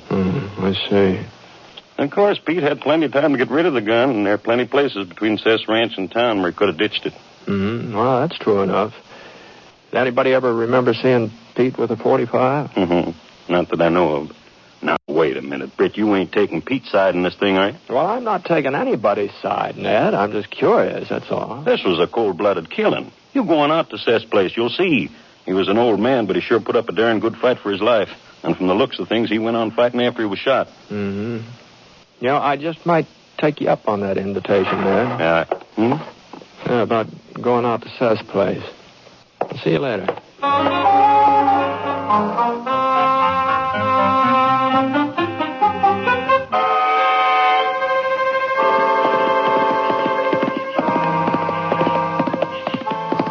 It was getting on toward dusk when I reached Seth Quincy's ranch. Whoa, boy. Whoa, Scar. Whoa. I walked up the front steps and tried the door. It wasn't locked. Seth had lived alone. It didn't look like anybody had in to straighten things up since the murder. Boy, there sure had been a whale of a fight in the parlor there. A couple of broken chairs and some stains on the sofa and pieces of a lamp that had been smashed against the fireplace. Strong box didn't seem to be there. I figured they probably needed that for the evidence. Well, I poked around for about half an hour, and then I headed back to town. The moon was starting to come up as we hit a bend in the trail, and the doggonest thing happened. Now, Scar was usually as sure-footed as a mountain goat, and not a bit skittish either, but when a bat came winging out of some cottonwoods, I darn near sailed right out of the saddle. Up the Sam Hill he's going. Whoa! Oh, Scar! Come on now. Come on. What? And that's when I saw it. It was buried under a pile of leaves in a little gully. The first thing that caught my eye was the moonlight glinting off a piece of metal. Easy, Scar, easy. Of course, it could have been almost anything, a broken spur or part of a farm tool, anything. But even before I pulled it out from underneath the leaves and the dirt, I knew it was a gun.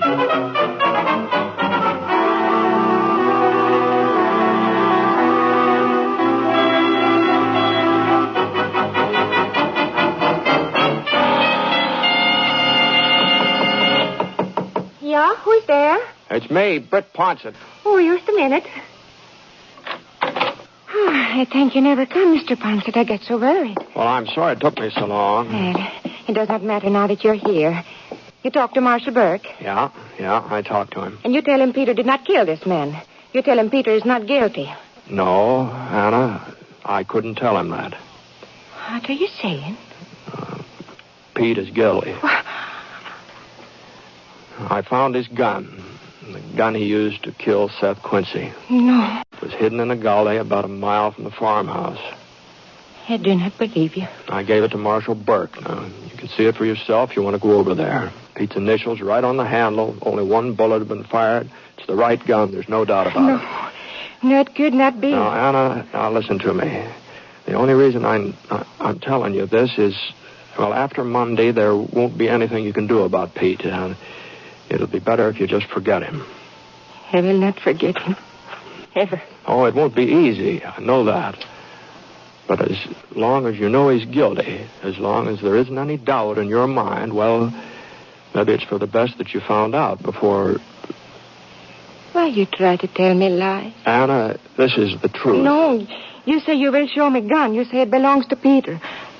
Well, what does Peter say? Well, of course, he denies it. Then I deny it, too. All right, Anna.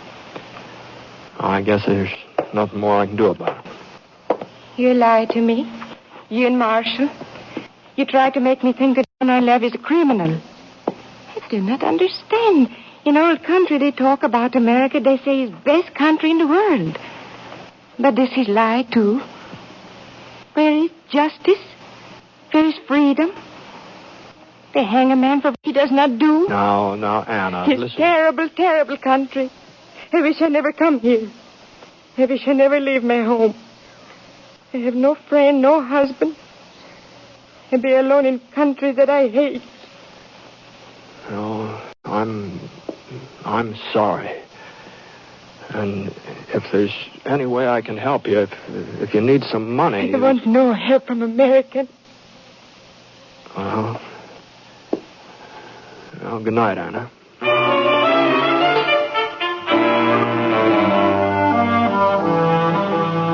The light was still on in the marshal's office, so I stopped off and I asked Ned if I could go and have a little talk with Pete. He didn't seem to think it'd do much good, and to tell you the truth, I didn't think so either, but, well, I couldn't see it'd do any harm to try, so... Pete was a tall, stringy man, about 25 or so, tow-headed with a yellow mustache, kind of a pointed chin. All right, Britt, I'll leave you here. When you want out, just give me a yell. Thanks, Ned. Sure am popular today, ain't I, Britt? I guess you might call it that, Pete. Well? Well, I thought maybe by now you'd feel like coming out with the truth. I told you the truth before. I've never seen that gun my whole life. I ain't the only man with those initials, am I? Besides, what's the difference if I'm going to be hung anyway? Well, the difference is Anna. Anna? She believes you, Pete. She believes you're innocent. And as long as you go on saying so, she's going to keep on believing it. Even after... It's kind of nice to have somebody believe in you, Britt. Nobody else does. Now, Pete, you weren't railroaded. You had a fair judge and a fair trial, but Anna doesn't realize that. She's young, she's upset, and she's in a strange country. She wanted to come here pretty bad. Had a lot of dreams about this country, and now those dreams are turning sour. Maybe it's a good thing she woke up. Well, I just don't happen to agree with you on that. I think this is a pretty good place to live. But Anna won't find that out, not if she goes on feeling this way. Well, what do you expect me to do? Confess to murdering Seth Quincy just so Anna can appreciate the good old USA? You ask me, this country ain't so hot anyway. Mm-hmm.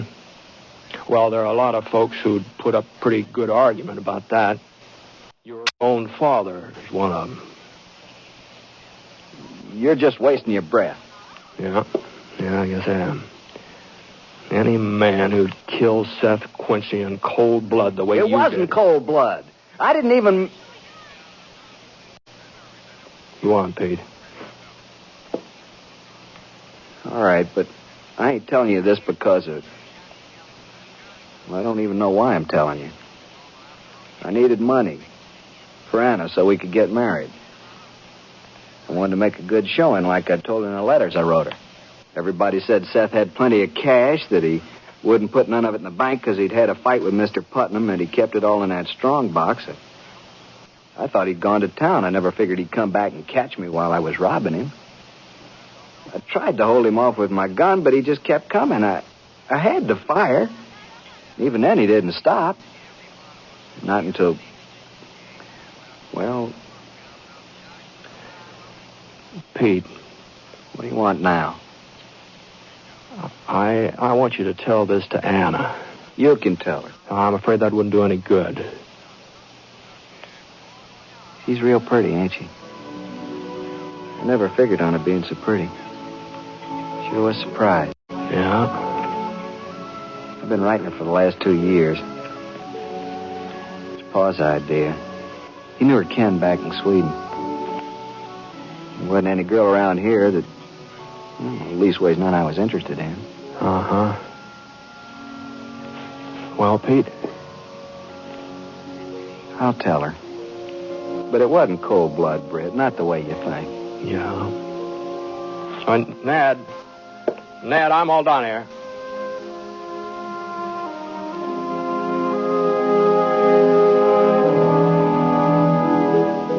Well, Pete finally explained things to Anna, and I guess she saw what had happened in kind of a different light, maybe. Anyway, she stayed on in Smoke Falls, and last time I was through there, she was working over in Windy Nights Cafe. She changed some, too. The way she wore her hair, the way she dressed. But she was still just pretty as a picture, huh, George? And you know something? Wendy had changed. He wasn't talking so much. Folks said that was Ann's doing, that she'd asked him to simmer down a bit. Well, sir, if she was able to get Wendy to stop talking even for a couple of minutes, if she had that much influence on him, well, you never know, do you?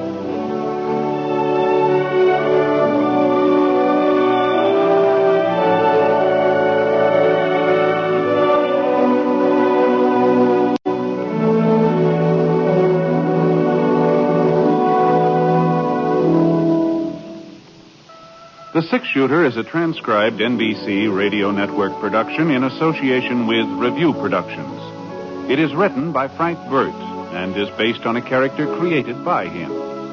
Mr. Stewart may currently be seen in the Universal International picture The Glenn Miller Story. Others in the cast were Lillian Buyeff, Bill Johnstone, Lou Merrill, and Harry Killer Bartell. Special music for this program was by Basil Adlam, and the entire production is under the direction of Jack Johnstone. All characters and incidents were fictitious, and any resemblance to actual characters or incidents is purely coincidental. Oh, yes, and by the way, you'll be interested in knowing that the Six Shooter has been chosen for broadcast to our men overseas through the facilities of the Armed Forces Radio Service. This is Hal Gibney speaking. Hearing Time brings you the Senate committee hearings tonight on the NBC Radio Network.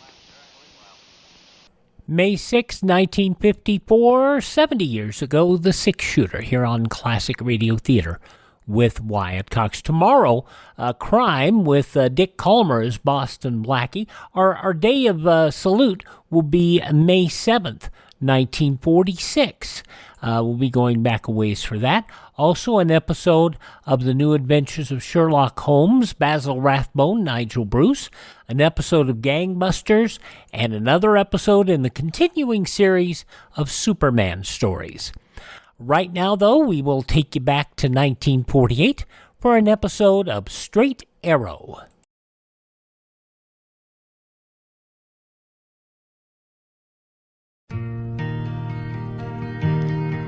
My true love's many faces, many places you see. The city, the country, the sea. Wherever my true love may take it to be. Now zip code will find her for me.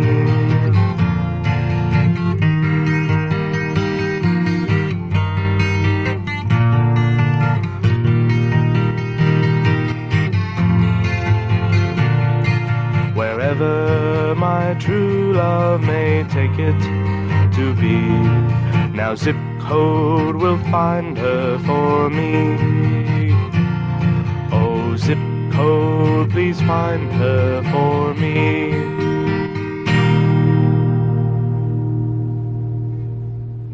And now visit our webpage, classicradio.stream. Stream our shows, learn about building a classic radio collection. You can contact me, find our social media links there, and you can also buy me a copy to support the show. We also have some merchandise available there. But right now, we continue with more of Classic Radio Theater with Wyatt Cox. We wrap up the last of our Westerns in this Western episode with Howard Culver starring as Straight Arrow.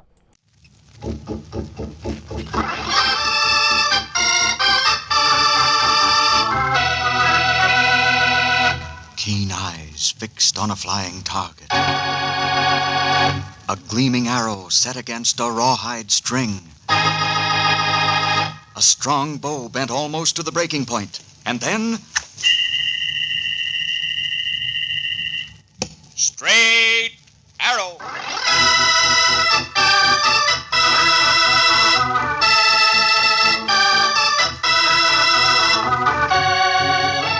Nabisco Shredded Wheat presents Straight Arrow, a new thrilling adventure story from the exciting days of the Old West. To friends and neighbors alike, Steve Adams appeared to be nothing more than the young owner of the Broken Bow cattle spread. But when danger threatened innocent people, and when evildoers plotted against justice, then Steve Adams' rancher disappeared. And in his place came a mysterious, stalwart Indian, wearing the dress and war paint of a Comanche, riding the great golden Palomino, galloping out of the darkness to take up the cause of law and order throughout the West, comes the legendary figure of Straight Arrow. Boys and girls, how would you like to own a beautiful golden Palomino colt? The son of the mighty horse Straight Arrow rides on our new radio program. You might be the very one to win, and we'll tell you more about it later in the program. First, a word to the boys. Are you high man on your baseball team? And you girls, are you always leading the race when you're roller skating with your gang? If you want to be in front all the time, you need plenty of energy. Energy spelled Nabisco for Nabisco Shredded Wheat. Yep, a big bowl full of Nabisco Shredded Wheat for breakfast, plus plenty of fruit and milk, will not only start you off right, it will help give you a head start on the other kids. Because Nabisco Shredded Wheat is made from real whole wheat. And believe me, that means real energy in every spoonful. Tell Mother you want to keep ahead of the crowd. Ask her to get a box of Nabisco Shredded Wheat today. And now, Straight Arrow.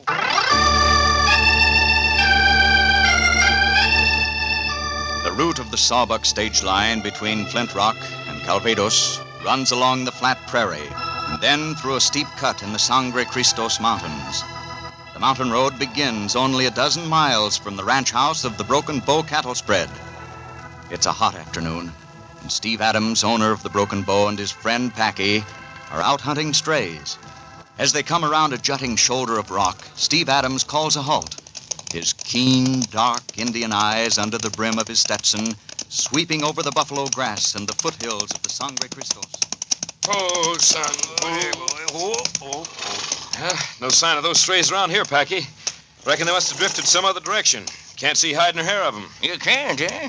Now, Steve, you mean a scraunchy old placer miner like me's got better eyes than straight arrow? Packy, I told you dozens of times, don't call me by that handle. Why not? That's who you are right enough, straight arrow. The mysterious Comanche Indian that rides that big Palomino horse. I'm not riding him now. As far as everybody's concerned, I'm just plain Steve Adams, cattleman. Everybody except me, Steve. But don't fret, I only call you straight arrow when we're alone. All right, Packy, never mind. You were saying something about my eyes. Yep, sure was. I spotted a cloud of dust that you didn't. See it yonder up there in the foothills? I saw it a long while ago, Packy. You did? Yep, and it's not our strays. It's a sawbuck stage for Calvados. That dust is moving right above where the trail ought to be. Oh, shucks. And I figured for once I'd outsmarted you. Yep, it's a stage right enough. We can't see it, just the dust, but... Packy. Huh? What's biting you, Steve? It stopped. Well, what if it has? Maybe it sprung an axle or broke a trace or... Gee, Hoshaphat, Steve. Shooting! Yeah, Packy. I reckon what stopped that stagecoach is a holdup. Come on, prod up your pony. We gotta get there pronto. Get up, old son.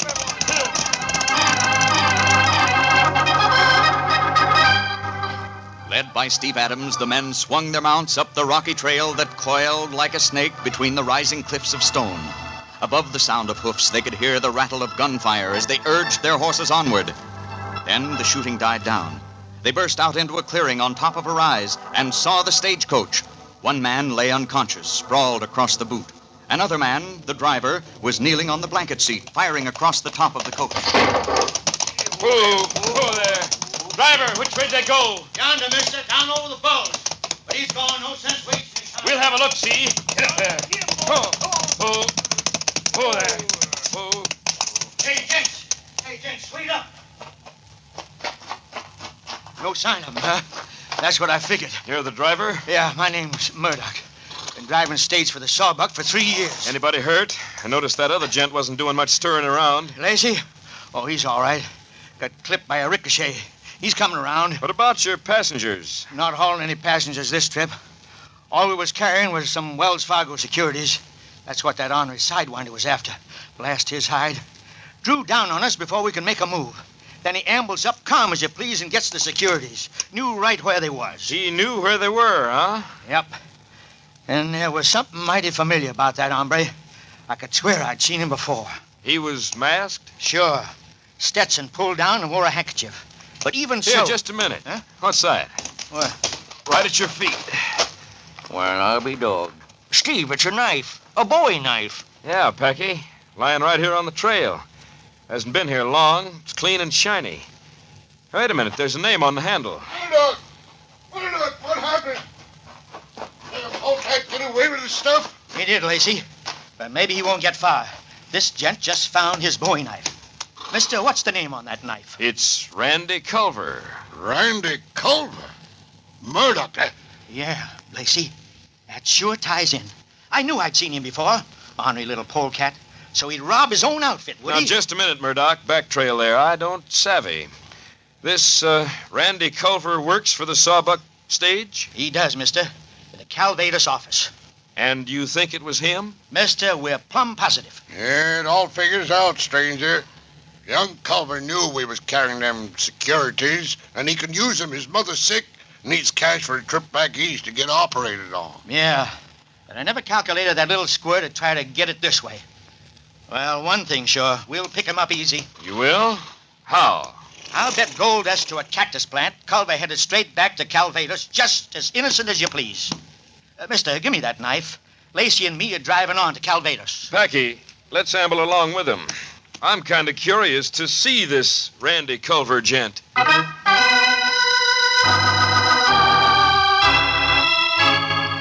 Several hours later, just at twilight, the Sawbuck stage rolls into Calvados and pulls up in front of the company office. Steve Adams and Packy drop off their ponies at the hitching rail and follow the stagecoach men inside. A kerosene lamp hangs from the ceiling, casting a yellow glow on the small room. And behind a desk, a tall young man looks up as they enter. Well, Murdoch, Lacey, howdy. Stage is late. You have any trouble? Yeah, Culver. We had trouble. And I reckon you know all about it. Here. Is this yours? Hey, that's my knife. Where'd you find it? Well, where do you think? Up in the Sangre Cristos, right where you dropped it after you robbed the stage. Robbed the stage? Now look here, Murdoch. Murdoch, maybe we ought to search his desk. It'd be just the kind of slick trick it'd pull, hiding them Wells Fargo securities right under our noses. Good idea, Lacey. Culver, stand away from that desk. Sure, but you're heading up the wrong trail. Well, Murdoch, here they are, right in the bottom drawer.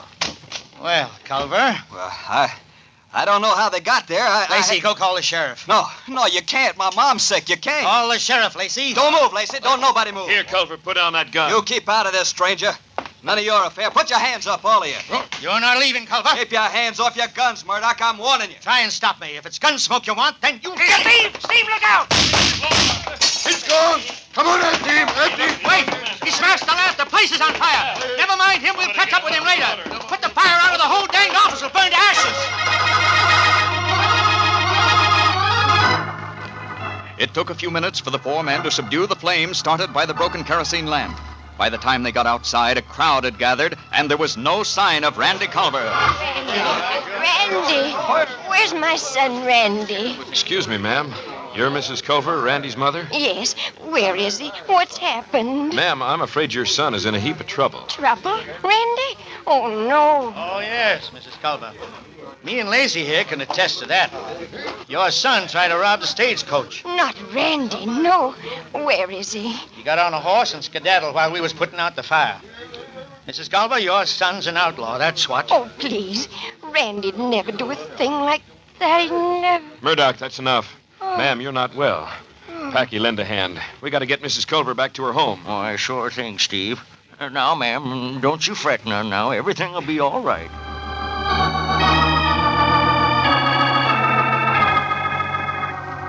The widowed woman lived in a small bare shack at the end of the narrow main street of Calvados. Steve and Packy led her there, made her comfortable, and a few minutes later went back to the hitching rail where they had left their ponies. Sure is too doggone bad. A nice woman like that and her son has to be crooked. Reckon he'll get away, Steve? I don't know, Packy. They sent a posse after him, but he had a good start. It's mighty dark. But we can find him, Packy. We? Well, Steve, this ain't any of our concern. I think it is. And the sooner we get to Sundown Valley, the better. Sundown Valley? Steve, do you mean... Yes, Packy. Sundown Valley in the hidden cave. It's time for me to hit the trail as Straight Arrow.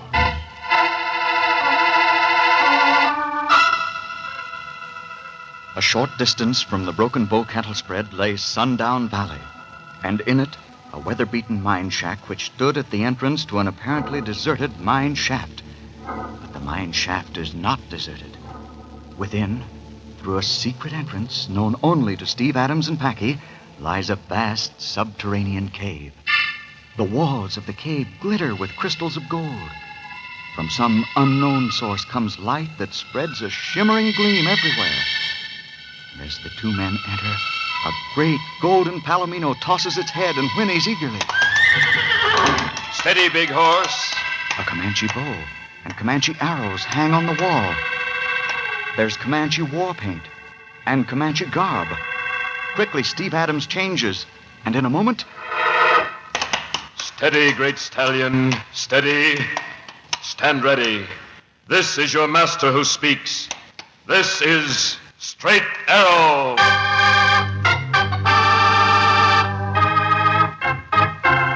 A clatter of hoofs in the vast vaulted cave. An Indian war whoop that rings from the glittering rock. Out into the night gallops the great golden palomino, and riding bareback, clad in Indian garb from head to toe, Straight Arrow on the trail of justice.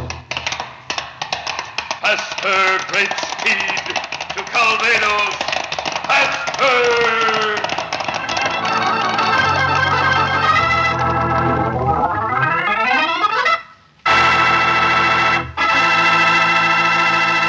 More about Straight Arrow in a minute.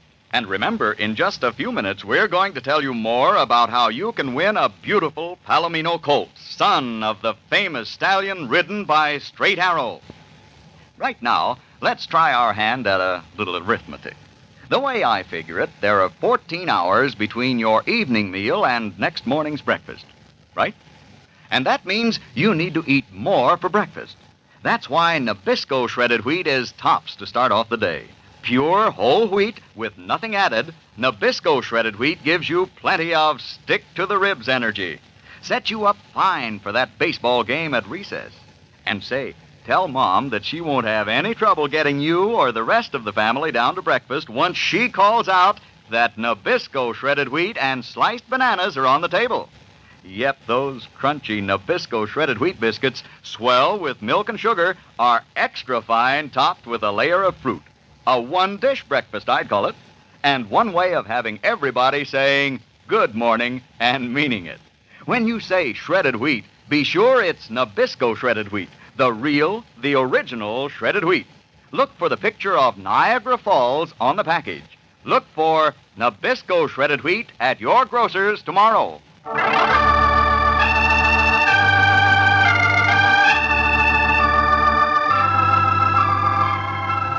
Once again, Steve Adams' rancher has disappeared, and in his place has come the legendary figure of the Comanche Indian known as Straight Arrow.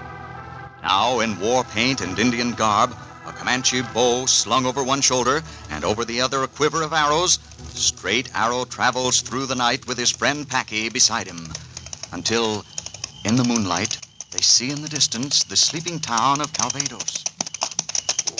Oh, great steed. My friend, from here we must go as quietly as the prairie wolf. The house of Randy Culver is on the far side of the town. But what are we going there for?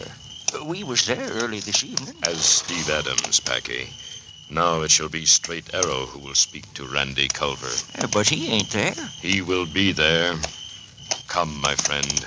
Up, great steed.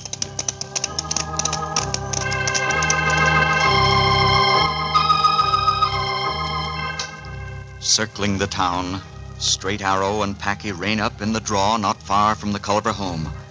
Then, leaving Packy with the horses, the Indian slips silently into the shadows.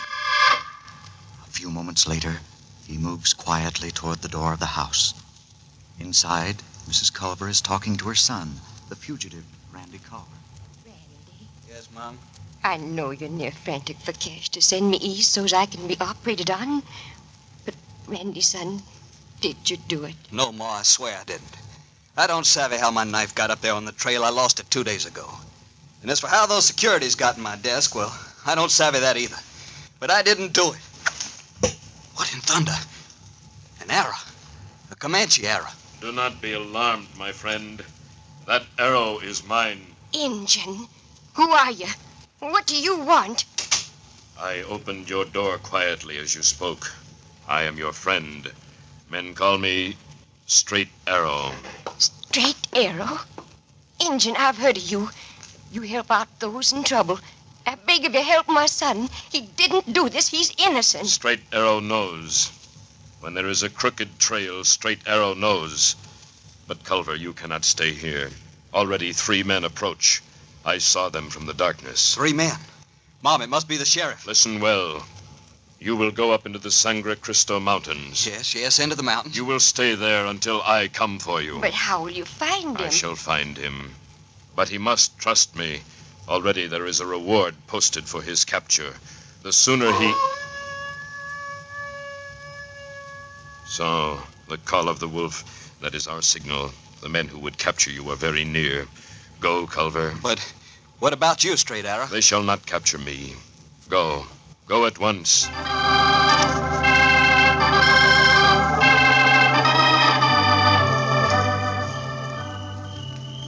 Sheriff, there's the Culver shack. But if you ask me, this here's a waste of time. Right, Lacey? Yeah, Murdoch. Culver won't be there. Well, maybe not, gents. But I want to talk to Mrs. Culver anyhow. Come on. She might have some idea where her son is. If she does, she won't tell us. Even so. After all, Murdoch, didn't you tell me you got another Wells Fargo shipment in a couple of days? Yeah, day after tomorrow. 100,000. What of it? Plenty. If Culver's still loose, he might try for it. Nary a chance. Me and Lacey will be ready for him this time. Here we are, Sheriff. Here's the Culver place now. Get to one side. What in blazes? An engine. One side. That engine. He jumped right up out of the brush. Where'd he go? I don't know. He hightailed past us faster than a spooked antelope. Hey, there he goes. Palomino, faster. Jumping cactus. Sheriff, did you hear that? He's got a Palomino horse. That means... Yeah, there's only one hombre with a cayuse like that. Gents, that engine was straight arrow. But I don't savvy. What's he got to do with Culver?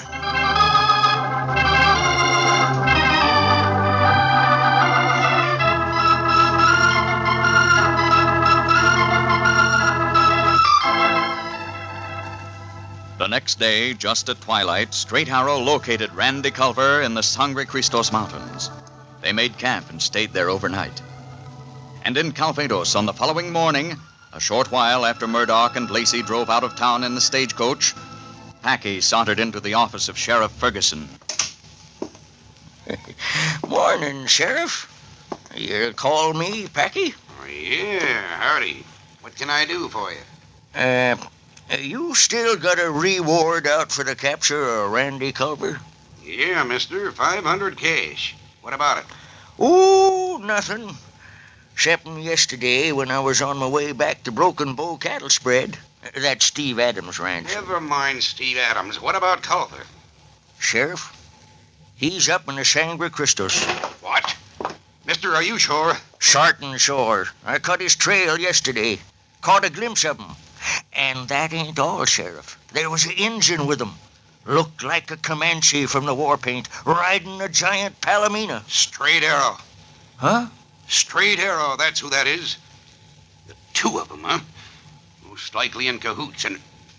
By thunder, the stagecoach. It just left. It's carrying 100,000 in Wells Fargo securities. And with those two up there in the Sangre Cristos... Kincaid, Shorty, Desert, get your guns and saddle up. Trouble? Plenty trouble. Culver and Straight Arrow, both of them up in the mountains. And the stagecoach heading that way now. We gotta get up there pronto.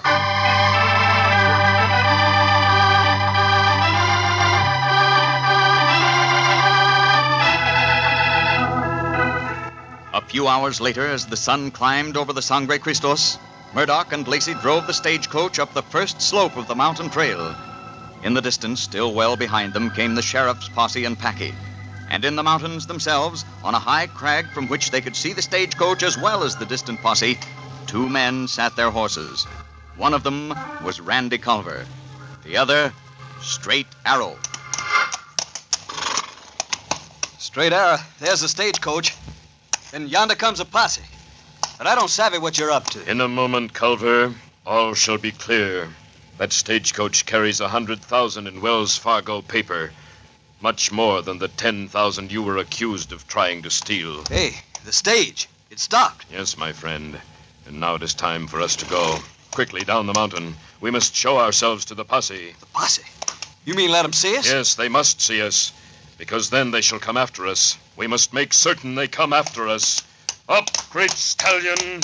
Down the mountain. Yep. Up. Hey.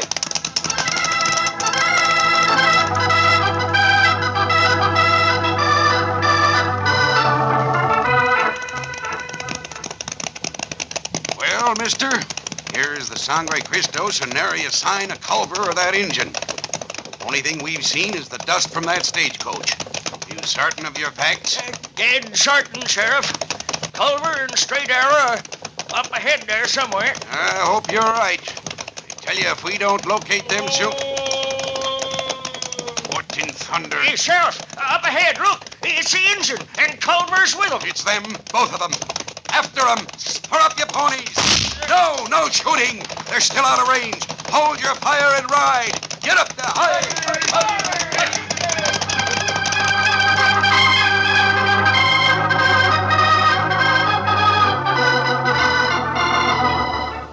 Once certain that the posse was on their trail, Straight Arrow turned his stallion up the mountain. Together, he and Randy Culver followed each curve of the trail until ahead of them, they saw the stagecoach standing. Then they stopped. Oh, great steed. Straight Arrow, what do we stop for? The posse's after us. We wait here, Culver. But we can't wait. They're coming, I tell you. Stand your ground, Culver. Trust me and let them come. On galloped the posse up the curving trail, their guns ready, watching for Randy Culver and Straight Arrow. Suddenly, they burst into view, and as they did, Straight Arrow threw up his hand in the sign of peace. Halt! Let there be no shooting. Halt! Well, so you give up without a fight, do you? Don't try anything, Straight Arrow. Nor you neither, Culver. We do not fight honest men, Sheriff. Honest men, is it? After Culver here tried to rob the stage? Culver did not rob the stage. Look ahead, there in the distance. There is your stagecoach. And if you look closely, you will see the men who are responsible. What in blazes you talking about, Straight Arrow? We can see the stage all right with Murdoch and Lacey beside it. But even so, what in tarnation? Yes, Sheriff. You see what they're doing. They are opening the Wells Fargo strongbox. Well, doggone if they ain't. They are the criminals, Sheriff. Randy Culver's knife was stolen from him, planted by them beside the trail. The securities that were found in Culver's desk were also planted. All right, gravy, I savvy now. Murdoch and Lacey did so that they could get a bigger haul this time and put the blame on young Culver. Yes, Sheriff. You see them? They're caching the valuables beneath a rock. I see 'em, the ornery skunks. All right, gents. One moment, Sheriff. I have a better plan. Murdoch and Lacey have not seen us. Bring your posse back to Calvados. Let us go to your office and wait.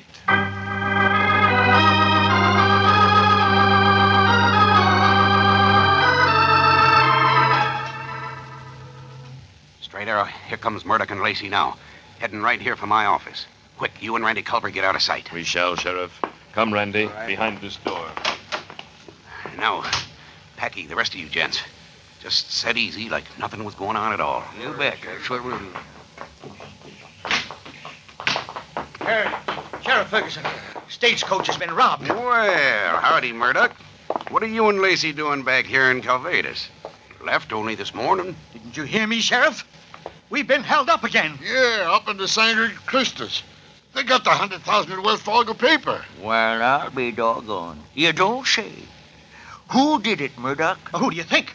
Randy Culver, of course. Randy Culver and that Straight Arrow Injun. Well, don't just sit there. Get your horses. Get a posse. We gotta try One moment, Murdoch. What in? Murdoch. It's Straight Arrow. And Culver. So Culver and I robbed your stagecoach? That is very strange, since both of us have been with the sheriff since noon. Ever since we saw you and Lacey rob the stage yourselves. You saw... You mean... We saw you ourselves, and so did the sheriff and his posse. Lacey, we've been tricked. Hey, watch out! Watch out! Drop them. Drop your guns. Let go my wrist, you ornery redskin. All right. All right. Here's my gun. Yours too, Lacey. Thanks, Straight Arrow. Those polecats were quick on the draw, but you sure got 'em first. All right, gents. Take these two along and put 'em behind bars. All right. On the way, boys. Straight Arrow, I want to ask your pardon. And there's 500 cash reward coming to you for this. No, Sheriff. I have no need for it. Give it to Randy Culver. To me, Straight Arrow? Yes, Randy. Use it for your mother to make her well. And now, adios, my friends. Mr. Straight Arrow. Yes, Sheriff. We'll see you again, won't we? Perhaps, my friend. Perhaps you will.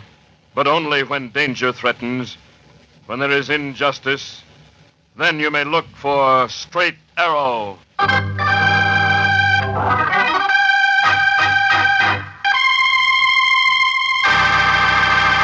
Wasn't that an exciting story? And wasn't that a terrific stallion Straight Arrow rode? How would you like to have a beautiful Palomino colt all your own? Well, next week on this program, we're going to tell you more about this wonderful horse. Some boy or girl listening right now may become the proud owner of the most beautiful golden Palomino colt you've ever seen. This colt is valued at $1,000, and there will be other valuable prizes, too. So listen in to Straight Arrow next week and hear more about this wonderful contest. In the meantime, remember, when you have a morning of good, hard work or play before you, pile an extra crunchy Nabisco shredded wheat biscuit into your breakfast bowl. There's nothing like Nabisco shredded wheat, the original Niagara Falls product. It's pure whole wheat, made into toasty golden biscuits as only Nabisco can make them.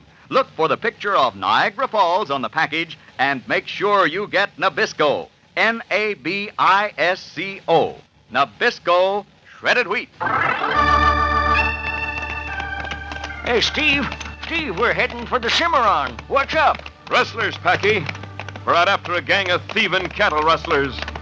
And before we're through, they'll come face to face with Straight Arrow.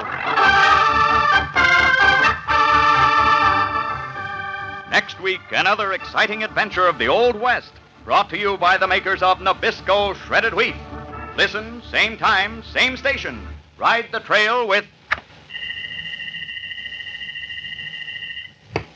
Straight Arrow. This is the Mutual Don Lee Broadcasting System.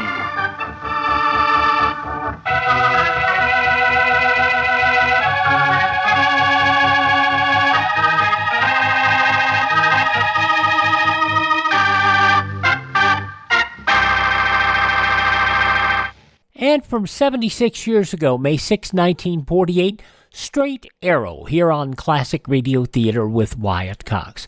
We move from the western United States to the east and to the rural east with an episode of the soap opera Claudia. That's coming up next.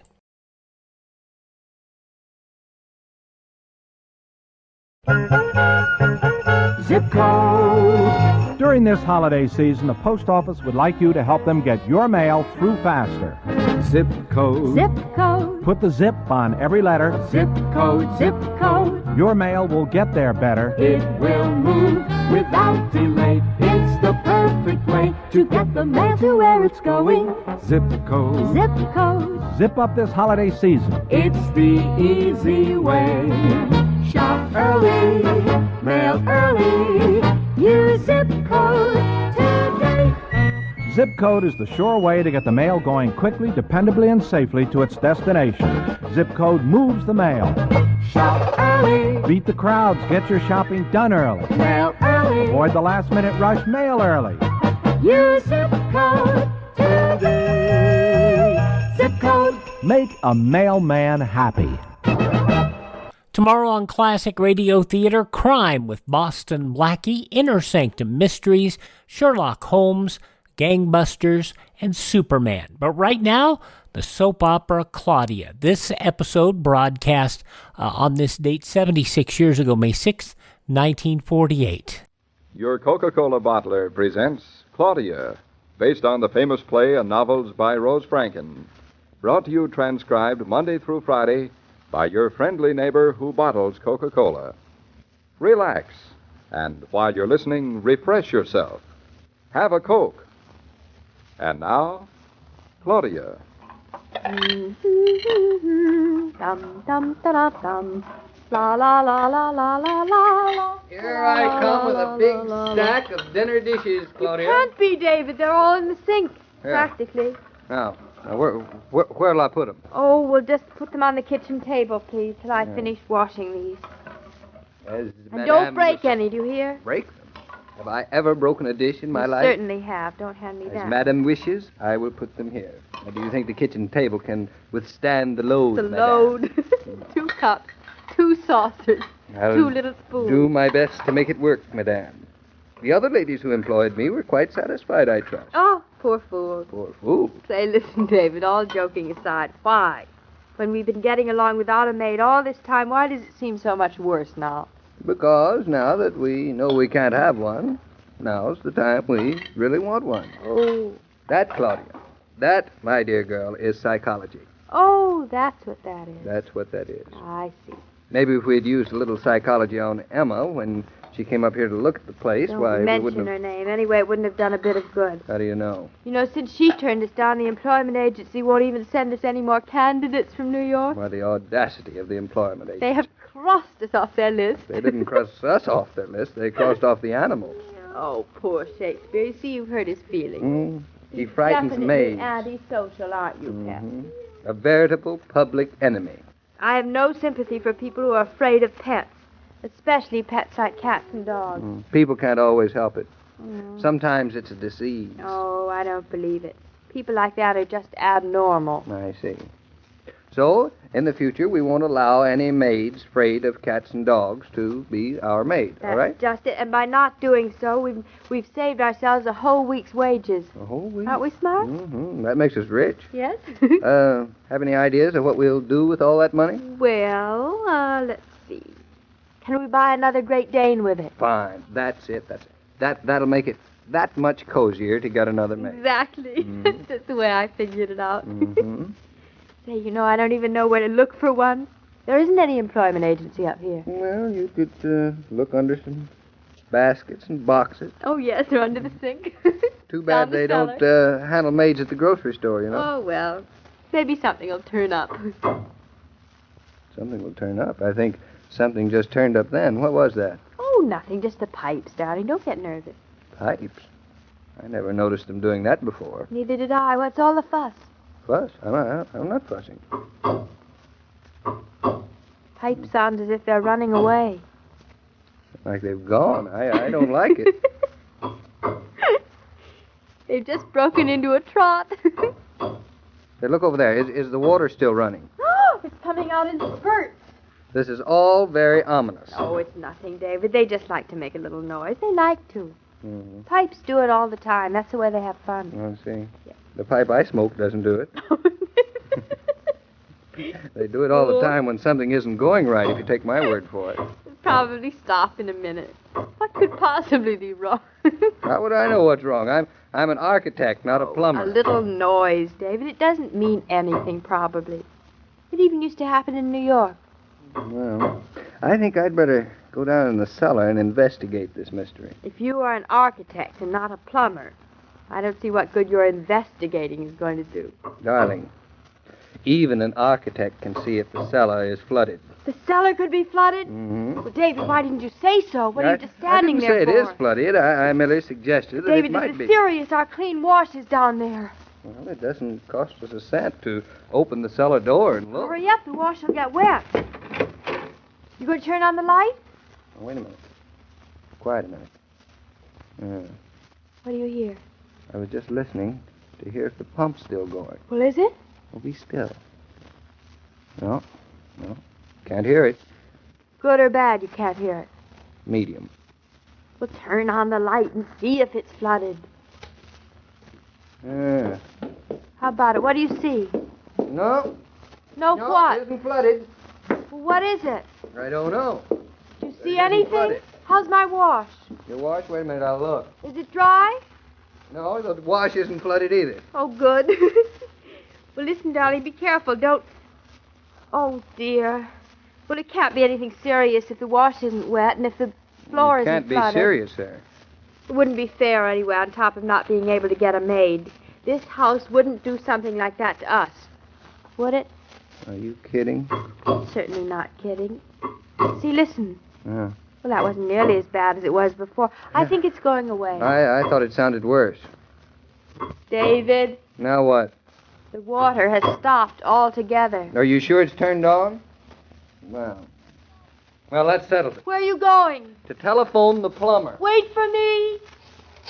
Can a man even call the plumber by himself anymore? Hello, Mr. Maxwell? Mr. Maxwell? Hello, this is David Naughton on River Road. Yes, River Road. How are you? Well, I'm fine. Oh, yes, that's fine. Say, Mr. Maxwell. Yes. Yes, well, Mr. Maxwell, we're having a little trouble here tonight. Say, David. Shh, Buddy, I can't hear him. Yes, Mr. Maxwell? Shakespeare, now what do you want? Oh, I'd better go back to the kitchen and see what he wants. You don't need me, do you, David? Well, first the pipe started to make a lot of noise and banging and... David, never mind. The water's running again. Well, yes, Mr. Maxwell. David, you hear me? The water's running again. Well, I looked at that. Oh, it stopped. Well, that's fine, Mr. Maxwell. All right, Mr. Maxwell. What's he saying now? All right, Mr. Maxwell, I'll try that. That sounds like a good idea. What sounds like a good idea? Very good, Mr. Maxwell. We'll do that right away. Thank you very much. David, what does he say is the matter? He said he didn't know. He took all that time to say he didn't know? And he also said he'd come right over. In the middle of the evening? Mm-hmm. Really? In the country, plumbers are just like doctors, aren't they? He also told me a lot of things that might be causing the trouble. What were they? Well, the worst of them is a broken pipe. Broken pipe? Where? When? Now, where would you like it to be? Well... Maybe even in the attic. No, I or wouldn't where like the that. water tank is. Oh, that's worse. Have you a choice, madam? How about the attic? Oh, no. Water dripping down on everything else in the house. We better go right up and see them. Hey, come back here. Now, don't run upstairs like that. I'm not running. I'd like to know what you call it. David, it might be leaking into our closet. Well, is it? No. Maybe nothing's broken after all. You haven't looked yet. I don't have to look. Wouldn't I just see the water lying on the floor? Well, it shouldn't be so deep so fast. So what's so wet? Don't you hear something dripping? I think so. Be still. Oh, David, over there. Oh, dear. Over where? Uh-oh, here it is. Oh, where's the rag? Quick, we better mop it off. No, not that one. That's my best tablecloth. Here, how about this? Oh, yeah, all right. That's right. Give it to me. There. What are we going to do? Well, the rag won't do any good. Well... Here, I'll get a bucket and put the bucket down into here, and then we'll sit and wait for the plumber.